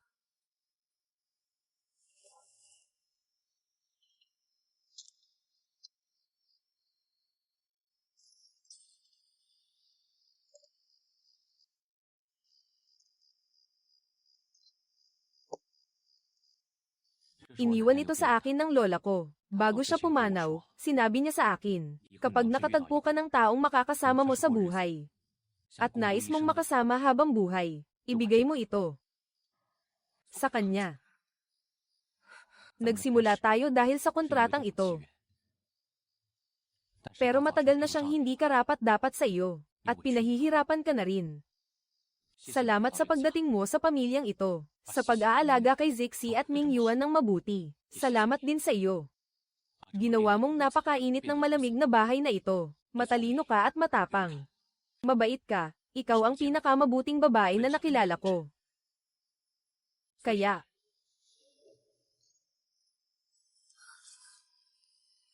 gusto kong seryosohin. At formal na hilingin sa'yo. Hindi para sa bata. At hindi rin para sa palabas. Dahil gusto kong maging mag-asawa tayo ni Yu Changying. Habang buhay. Pumapayag ka ba?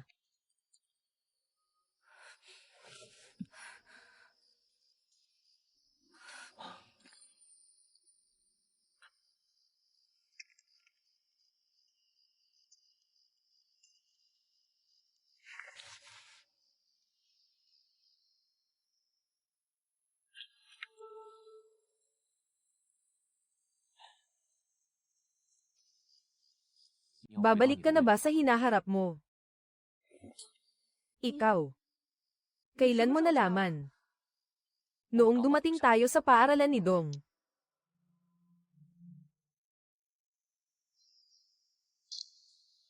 Isang araw na puno ng gawain. Magpahinga ka na ng maaga.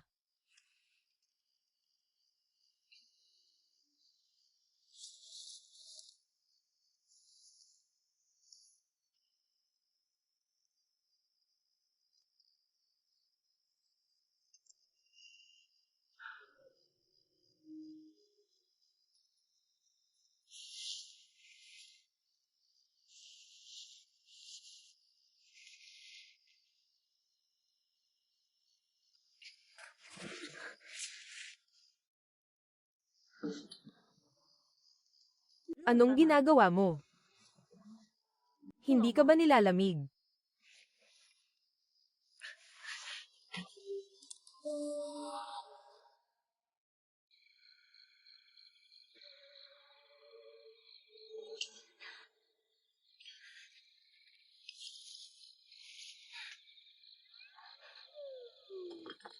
Ang damdamin ay talagang walang silbi.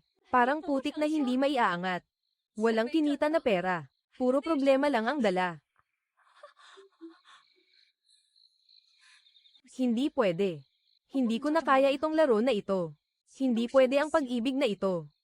Palitan na lang ulit natin. Mabuhay ulit ako. Hindi para makita siyang magpakasaya. Ang nakaraang tadhana. Ang nakaraang tadhana ay dapat sa akin.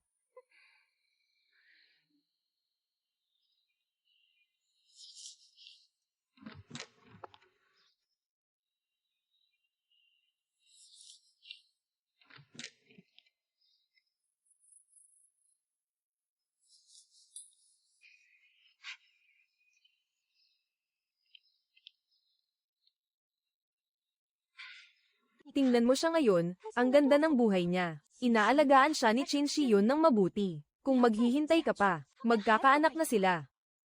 Ano pa ang magagawa ko? Gawin mo na lang ang dapat gawin. Ang gabi bago ang kasal ang pinakamagandang pagkakataon. Tutulungan kitang gumawa ng pagkakataon. Ilalagay mo ang gamot sa kanyang inumin. Kapag natapos na ang lahat, sa harap ng maraming tao, hindi siya makakatakas. At saka, sa estado ng iyong pamilya, kapag nagbigay ng pressure ang iyong ama, siguradong pananagutan ka niya. Sobrang delikado ito. Delikado, pero magiging legal kang asawa ni Chin. Sino pa ang mag-aalala sa panganib na ito? Ito na ang huli mong pagkakataon. Suwan. Talaga bang kaya mong panoorin silang maging masaya habang buhay? Ha? Sige. Kailangan pa ba kitang turuan sa mga susunod na gagawin? Sa oras na iyon, siya na ang magiging iyo.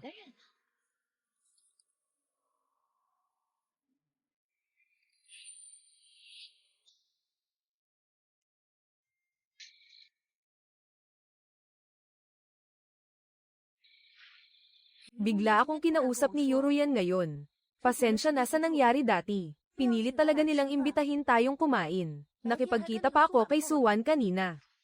Ang mga masama nilang plano, sa tingin ko. Balak nilang kumilos ngayong gabi, katulad ng iniisip mo. Gusto nilang pilitin ang sitwasyon. Pinipilit mo akong kumain. Ano? Paano mo nalaman? Tingnan mo kung ano ang ginagawa ko. Dahil naghanda sila ng malaking regalo. Hindi ba't kawalan kung hindi natin tanggapin? Bakit hindi natin gawin ang general na nagpapatawad? Inaanyayahan kita sa aking panaginip.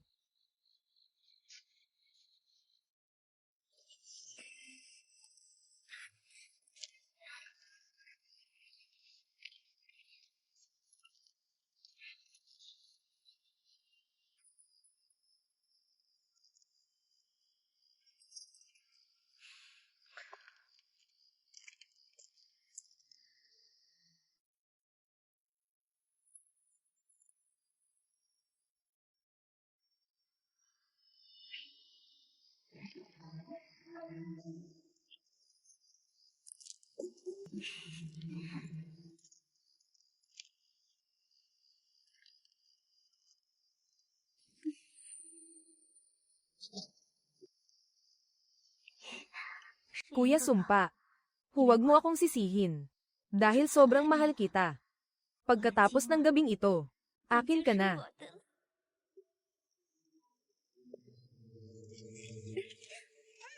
Huwag, kuya, dahan-dahan lang. Tapos na. Huwag kang mag-alala kay Yunruyan. May nagsabi na sa kanya nang hindi sinasadya, nagawa na kagabi. Magsisimula ang magandang palabas bukas ng umaga. Tara na, bukas ang malaking araw natin. Ayoko.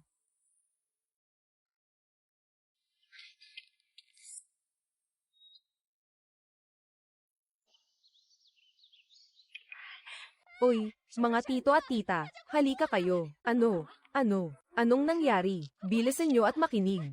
Dali, parang may kakaiba sa kwarto na ito. Anong nangyayari sa kwarto na ito? Baka may nangyaring masama.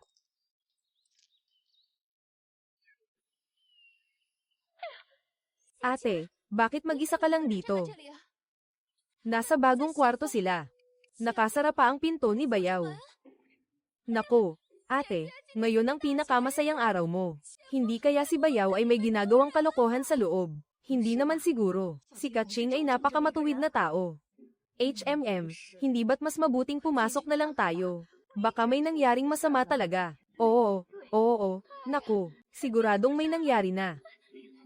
Halika dito. Aba. Zijun, lumabas kayong lahat.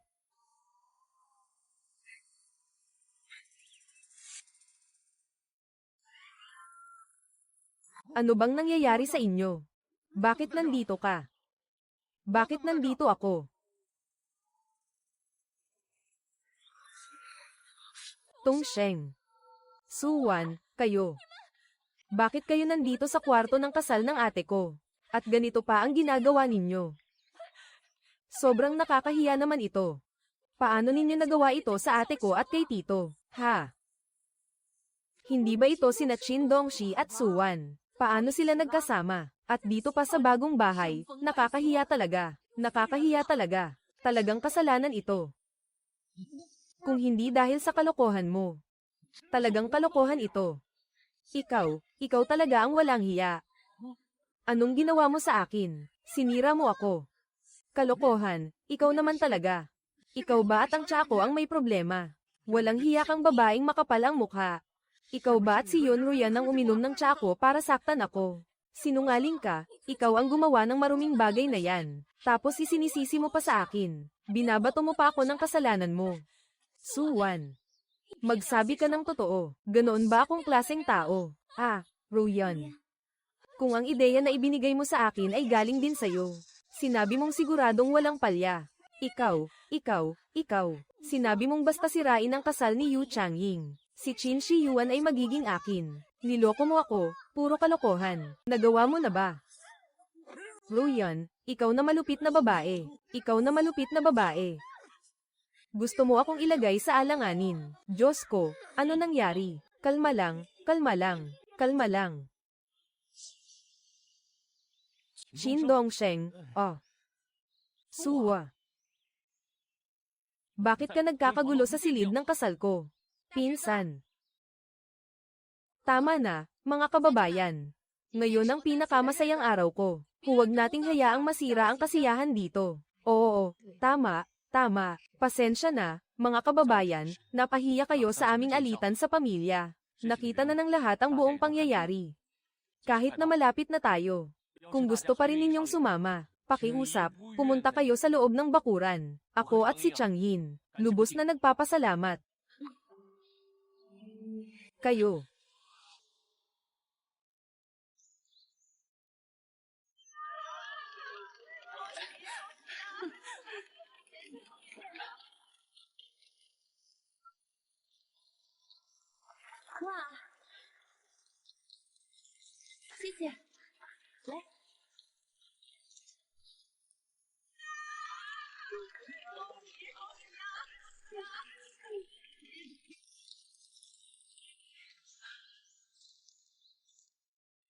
Langaw.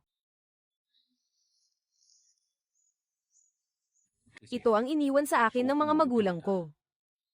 Ilang maliit na ari-arian sa 3 mundo, at iba pang mga bagay. Hindi ko pa nasabi sa iyo noon. Akala ko hindi pa ito sapat. Ngayon, ibinibigay ko na ang lahat ng ito sa iyo. Ang 3 palapag na courtyard sa kabisera. Ito ang magiging bilyon-bilyong ari-arian sa hinaharap. Kung ganito pa rin sa 2025, mapapagod na ako pero wala pa rin kita. Sandali. Ito ba ay?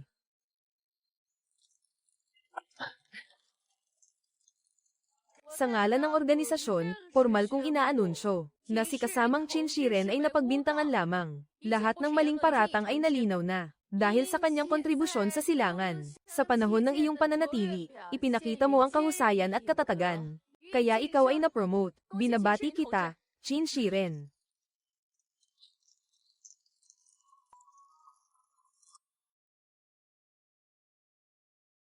Kailan nangyari ito? Bakit hindi mo sinabi sa akin? Noong araw na nag-propose ako sa iyo. Kung hindi kita nakakuha ng sagot, hindi sana ako naglakas loob na mag-propose sa iyo. Ito ang mga dagdag na dot na ibinigay ko sa iyo. Simula ngayon, susundin ka namin ng mga bata.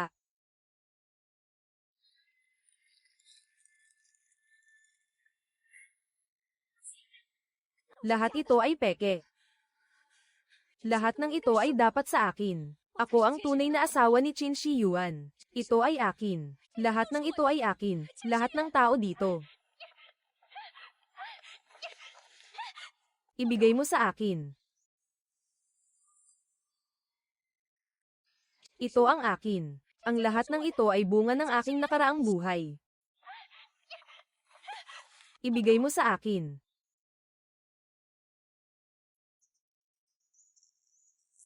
Sino si Qin Dongsheng? Oh, si Qin Dongsheng. Inaakusahan ka ng ilegal na pagbebenta ng pambansang bihirang yamang mineral. May malinaw na ebidensya. Ito ang warrant ng pag-aresto. Sumama ka sa amin. Hindi ako. Shuang, Xiao Shuang, tulungan mo ako, Xiao Shuang. Xiao Shuang. Xiao Shuang. Ikaw. Siya ang may kasalanan. Siya ang nagsabi sa akin kung saan hanapin ang minahan at ang mga koneksyon. Ang mga salita sa noo niya, Diyos ko, Xiao Shuang, tulungan mo ako, tumahimik ka, kumilos ka, wala kang silbi, hindi ka talaga maaasahan. Pinadali ko na ang lahat para sa'yo, pero hindi mo pa rin magawa, kasalanan mo yan. Karapat-dapat ka lang. Pati kayong lahat, karapat-dapat lang kayo. Ate Ye, ako ang tunay na nakakakilala kay Chenqi. Ako ang nararapat na maging asawa ng lider. Ate Ye, ikaw ang may lahat ng ito. Ako ang dapat magtamasa ng karangyaan at kayamanan. Bakit nga ba? Ang lahat ng ito dapat ay akin. Bakit? Bakit kailangang si Yun Chang Yun ang makakuha ng lahat? Bakit ganito? Bitawan mo ako. Bakit? Bakit si Yu Zhengying ang may lahat ng ito? Bakit? Bitawan mo ako. Ngayon ay isang masayang araw. Huwag pag-usapan ang mga malas na bagay. Shi Yun, Tang Ying, binabati ko kayo. Naway magtagal ang inyong pagmamahalan. At manatiling magkaisa. Haha, ay.